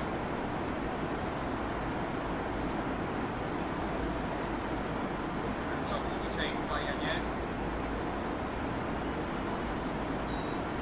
Left. Right. Camera. Straight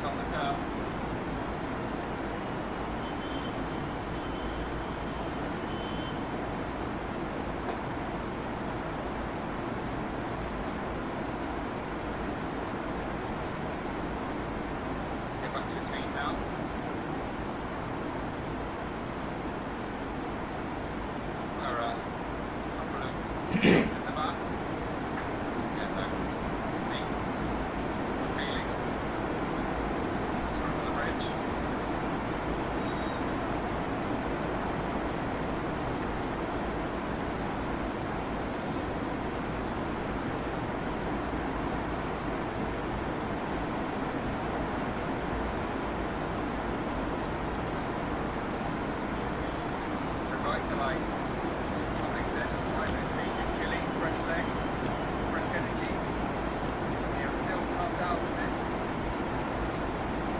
So the goal lead, say, it's a dangerous one. 20 minutes, 2 times to score a couple, shown by France, did so in less than 10.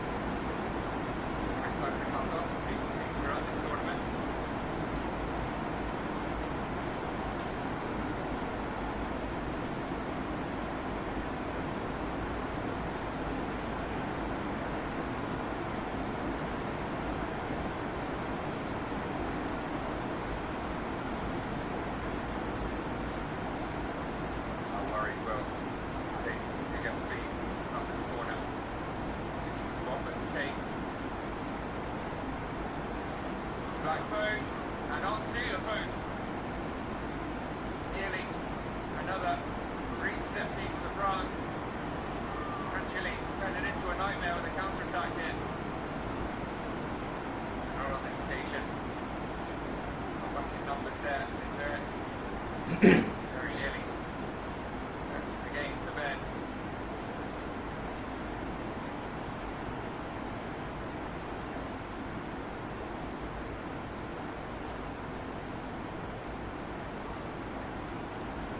Too many set piece opportunities in the first half. That was the difference. It's free kick within shooting range from the back of the net.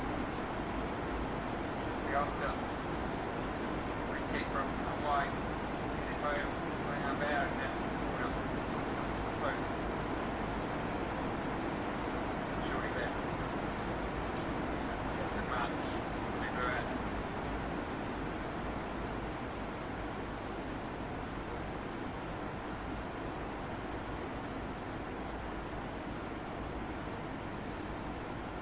Years on from the very first edition in China, 1985.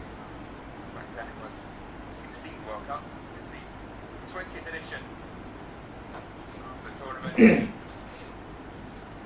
place over 3 weeks or so in Qatar. It's the first time becoming an annual competition. It's the first of 5 consecutive 17 World Cups held in Qatar through to 2029.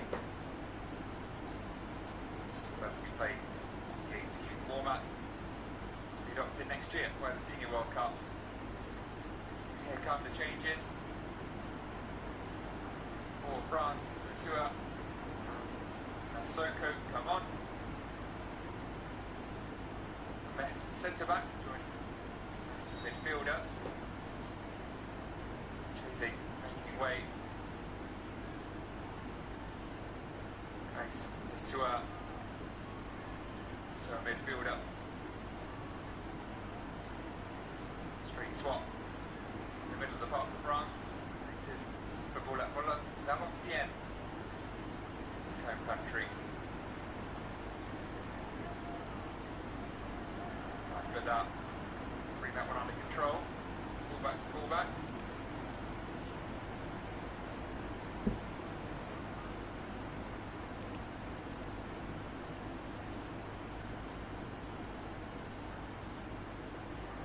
To the final 15.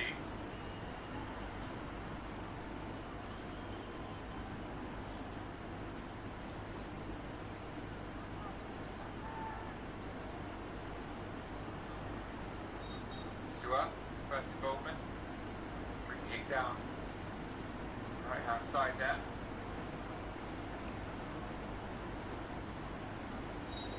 substitutes all very keen to show what they can do. Work their way into the thoughts of the head coach on a more permanent basis for a start to come. I could be a bit of squad rotation with such a frantic filled schedule.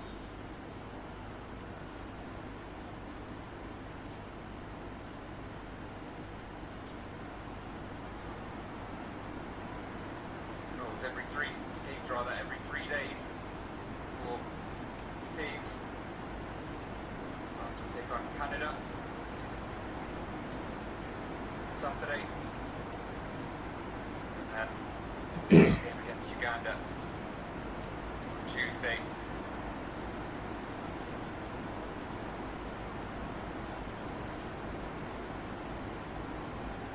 Speaking of those two other teams, it is still 1-0.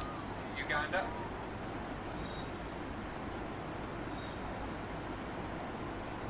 Mali ran out 3-0 winners against New Zealand, and the United States did grab a simple goal to win their game with Burkina Faso.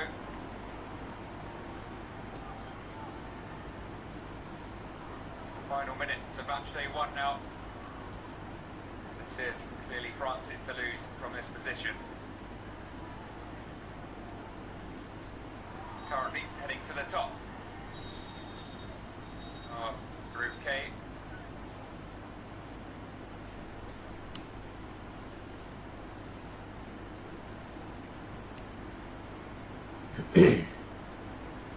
Courtesy of goal difference, that is. There are head-to-heads as a first separator for tied teams, but of course, to play anyone else than their opponents. There was that miss for the captain, volleying to the very top of the post. That would have been his first goal for team he captains. 9th appearance.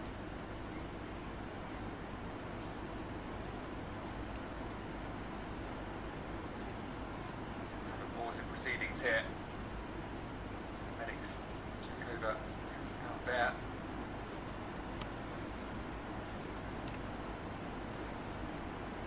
Ankle, seemingly the yes. Cue has been requested to further explain that system. There's head coaches who make a review request in relation to specific scenarios: goal, no goal, penalty or no penalty, direct red cards, not second cautions, mistaken identity. Get 2 opportunities to do so, though correct in their request. Get that card back. It is a literal card in their pocket.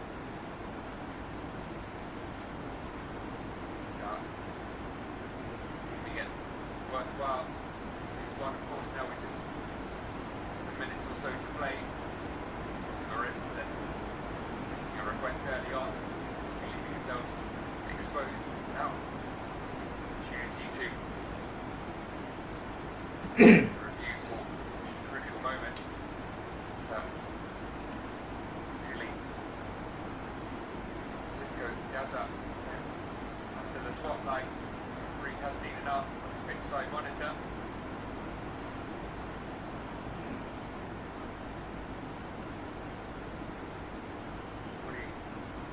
Potential red card.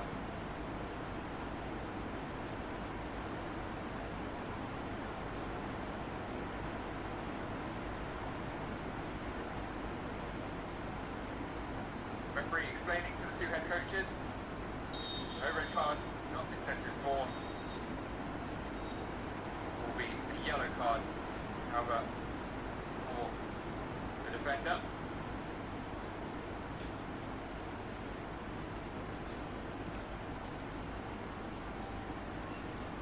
Cheers from Chilean fans.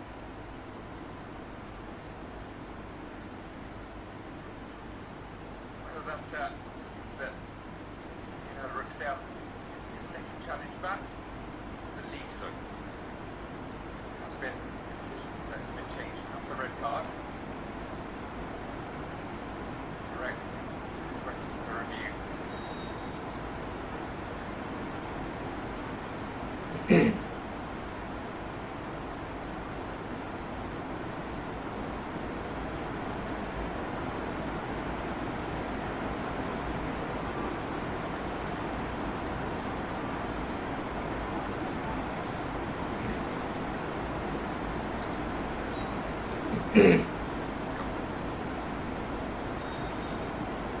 for France throw. Another substitute. His way onto the pitch. Number 11. Trio Academy. Race. Ria hasn't put himself into the ground, must be said.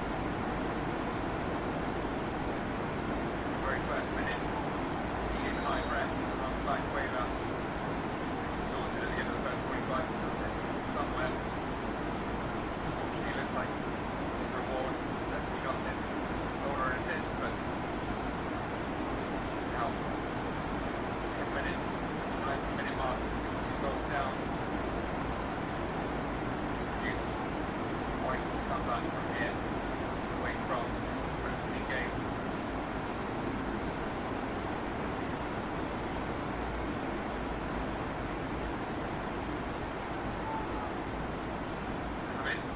Lies it in low, just beyond, run it from there.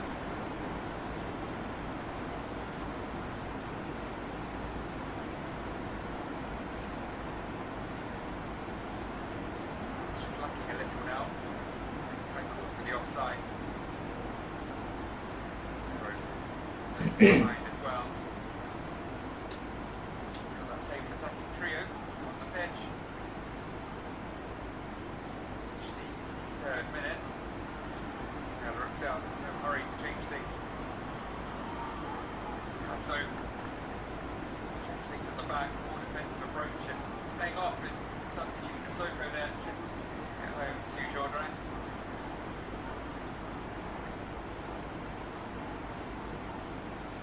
5-man defence with Chase and Monongo made way. Two midfielders off. Builder, centre back on, Soko, as mentioned on the Messi books, his teammate Monongo, moved to Messi from his hometown club, Nancy, years ago.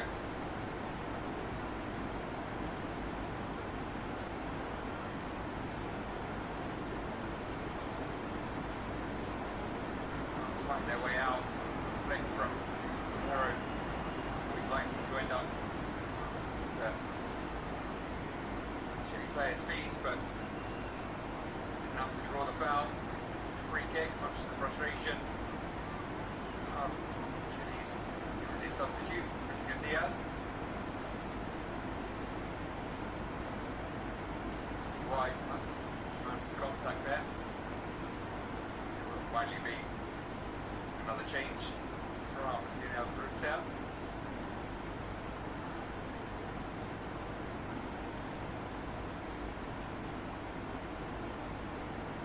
Be done with that children. Drop with the shoulder. Big time by Ambert. Hero still full of running. Be one to make way.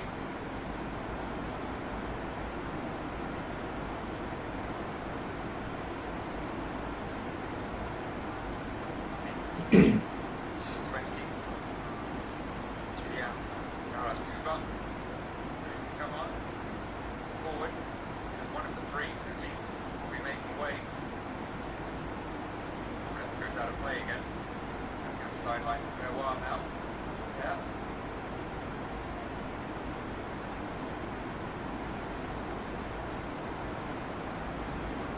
France within their rights to play safe passes. You really have to force them to move in the ball forwards, force them into a mistake. We just hold an emphasis to make the final few minutes here.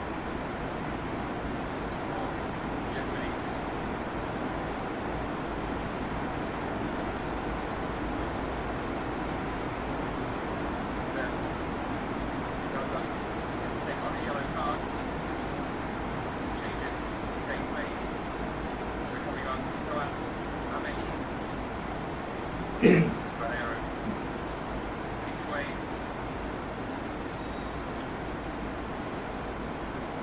Job done. It's perspective.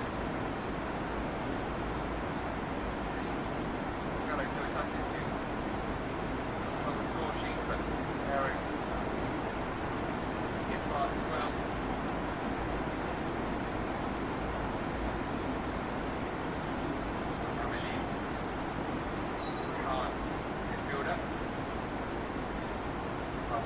I mentioned being about me last year, but going to plan, going to the front,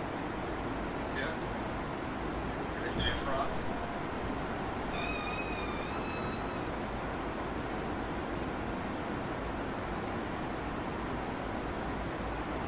Faithful now. Next, Mohamed to a reshuffle once again. Right back row. Obvious candidate, but not obvious. The final few minutes play out. But now, free kick from France. Going to prove as dangerous as the others. This time, comes onto a chilly head. Torres doing enough, and then his keeper gets leaving from Arasuba's header.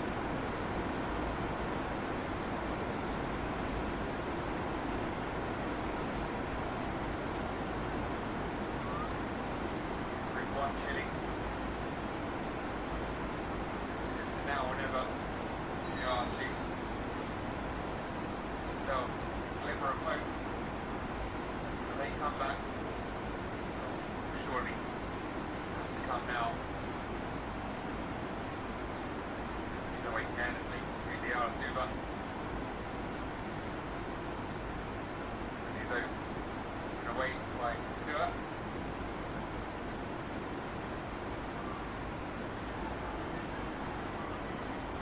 Left open by the substitution, taken on by out there, looking for his second of the evening. Opened up. Not shoot from there really. Reflection of Poblete.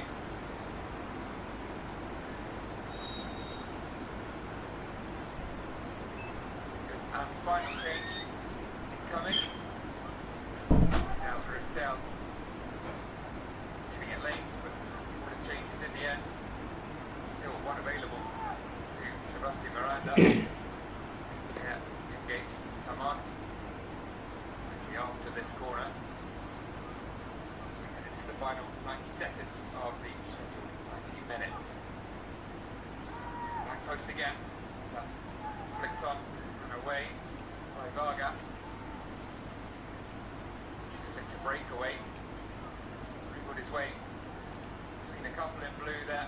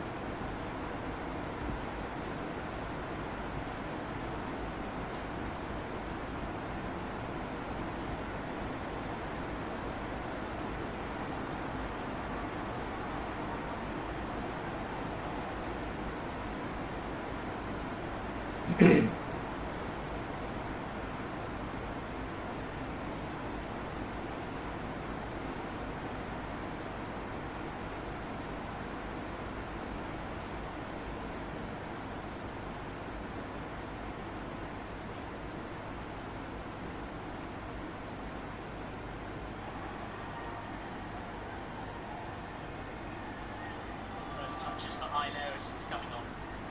See, when it comes to attempts at goal, and comfortably up on that metric. Looked more threatening than created more chances. Remember, they had a disallowed goal as well.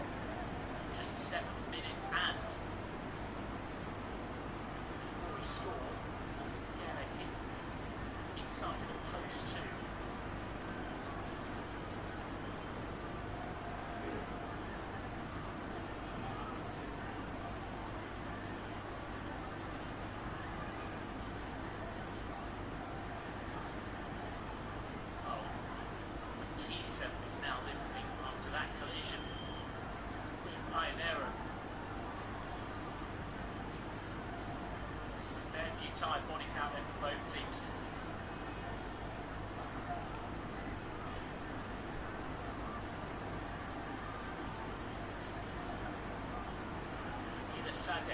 substitute to take.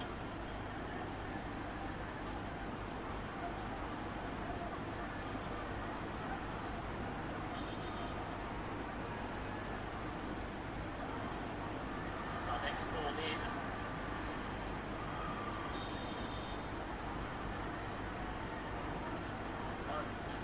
Uganda looked to have dealt with a danger, but a foul from Angola. Another set piece chance. Sadek to put it in.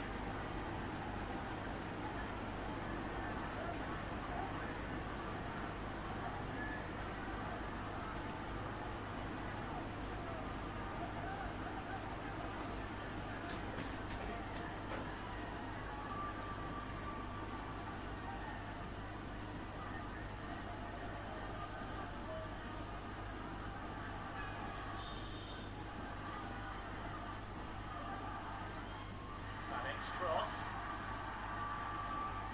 And the clearance is celebrated almost like a goal for Uganda. Sent back forward and Nera couldn't quite bring it under control. Sige will eat away a few more seconds. My goodness me, there's going to be some noise at full time if Uganda manage to hold out here. First ever World Cup match at any level. They are just a few minutes away from a win and a clean sheet. Decent cross. Canada corner. Canada growing in momentum at the end of this one, as teams often do when they've got a slender one-goal lead. Uganda naturally retreating deeper and deeper defensively, somewhat inviting pressure as they try and hold out.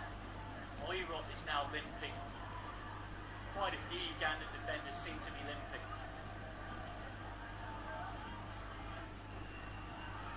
Sadek's corner, and it's headed in! Canada have an equaliser! Elijah Roche breaks Ugandan hearts on their World Cup debut.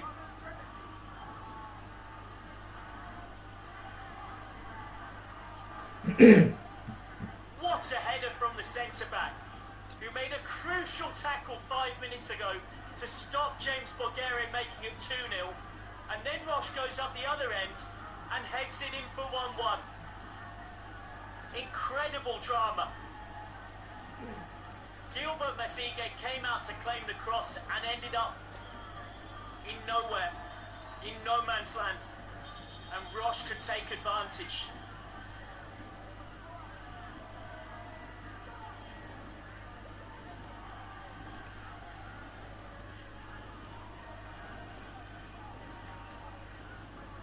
Well, I said that if Canada found a way to get anything out of this game, never mind those involved in creating the goal or goals.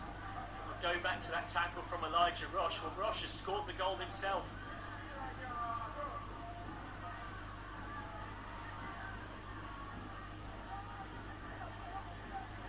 There's still time here for Canada to go and pinch a winner.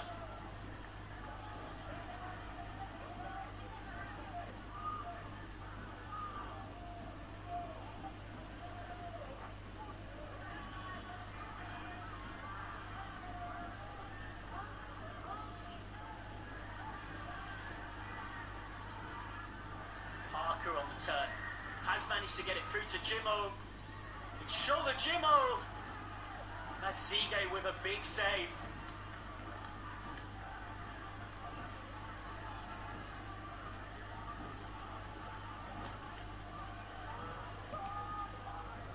A minimum of 7 minutes added on at the end of this one.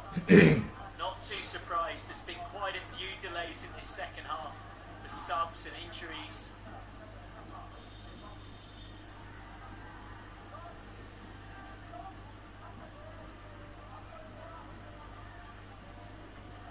Uganda will want to be extra careful who is marking Elijah Roche. Referee keeping a very close eye on things in the box and making it very clear what he expects to see and not see. Can Nahila Sadek find another good delivery?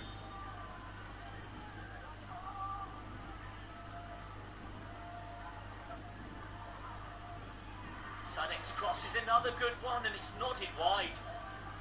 That's a great chance for Canada to grab the points at the death.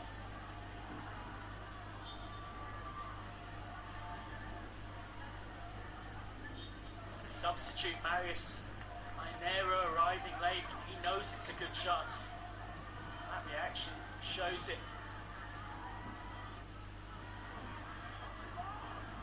It's Canada fans. Canada with the momentum right now. Long towards Bulgaria, who's been such a threat for Uganda. Okwelo. Maybe Uganda can find a leg. Austria ball, nicely taken down by Gola. Offering an option. Zasimwe.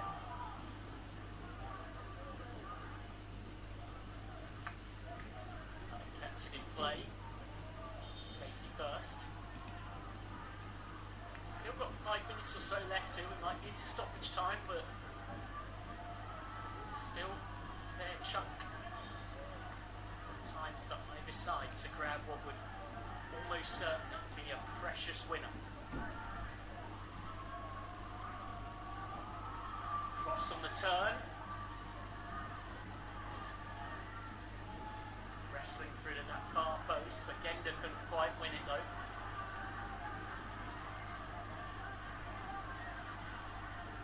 Moiro goes long. Flipped on, won by Nazayiyo. Ainero.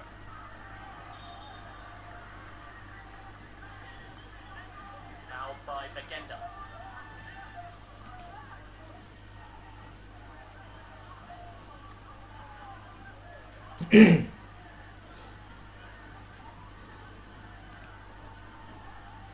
Whether you're watching in Toronto or Kampala or strictly as a neutral, enjoying every moment, thank you for your company, because it's great to have you with us, and we hope you've been richly entertained. What a game it's been. You sense there's still drama coming here. Corner for Canada. Dylan Judelson with a shooting chance, but yellow and black shirts throwing themselves in front of him. Well, challenge card's been played here. Clearly Canada have seen something that they think is worth the referee going across to the referee replay area to have a look at. Earlier on, Uganda used one of their reviews unsuccessfully for a potential penalty for a foul on Bulgaria.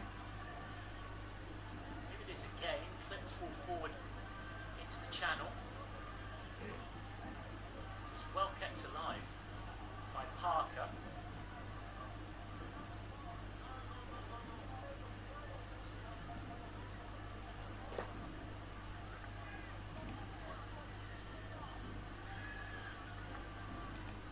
Was that potentially a penalty on Ainero? Simwe drop going in there on Marius Ainero.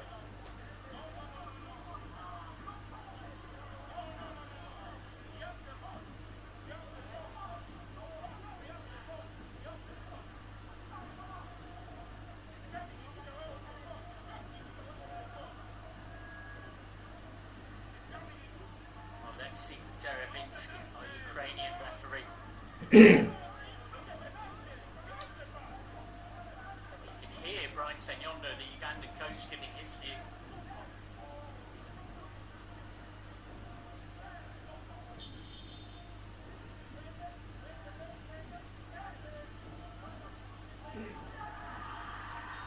Canada get a penalty. It's a foul on Marius Ainero. A successful video support challenge from Canada. John Asimwe with the foul on Ainero, and Canada, with mere moments left of this one, will have a penalty to snatch victory, having been behind for so long in this game.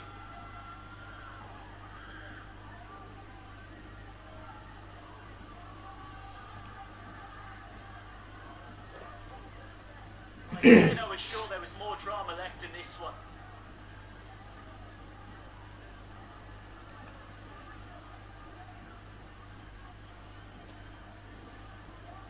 Referee just giving final instructions to Gilbert Mazige. Can he make a hero of himself? Uganda's first World Cup match at any level. Realistically, if this spot kick goes in for all their incredible efforts, it will end in defeat. Remember, Canada have never won an under-17 World Cup match.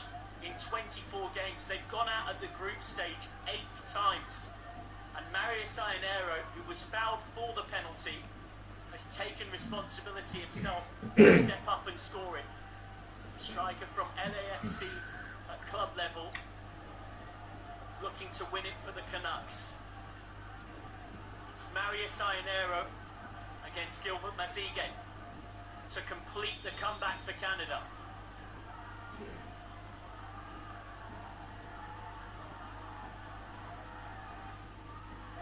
Ionero scores!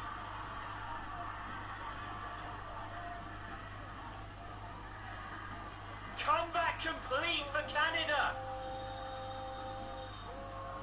Mere seconds left for Uganda to find anything. Canada on the brink of their first ever win at an under-17 World Cup.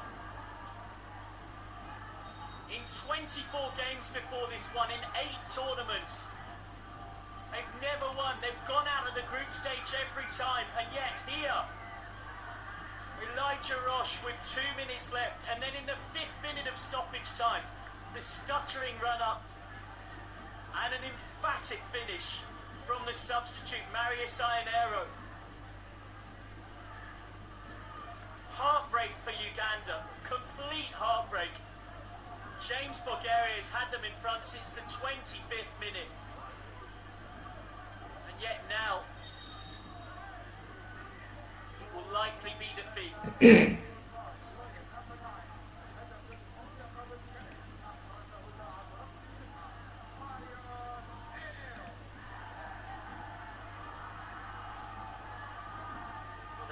A tiny bit of stoppage time within injury time added on because of the delay we have for the penalty kick to be taken and the video referee system review. But even with that, there can't be long left now for Brian Senyondo's side. You can take so much pride from their performance, but it looks like they won't go away with any points.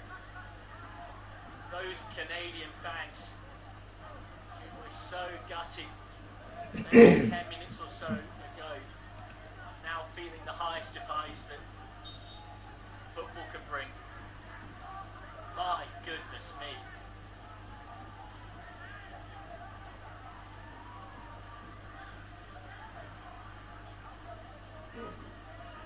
What?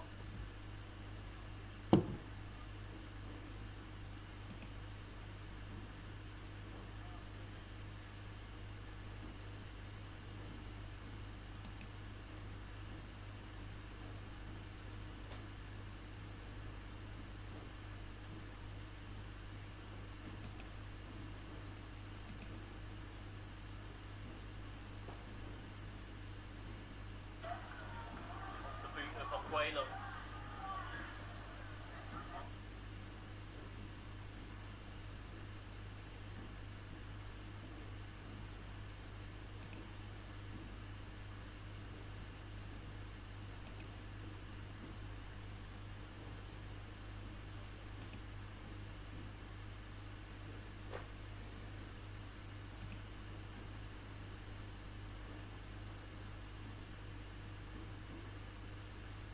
Canada once more.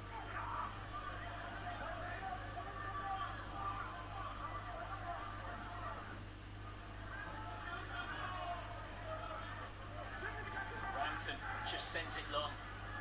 You can understand why.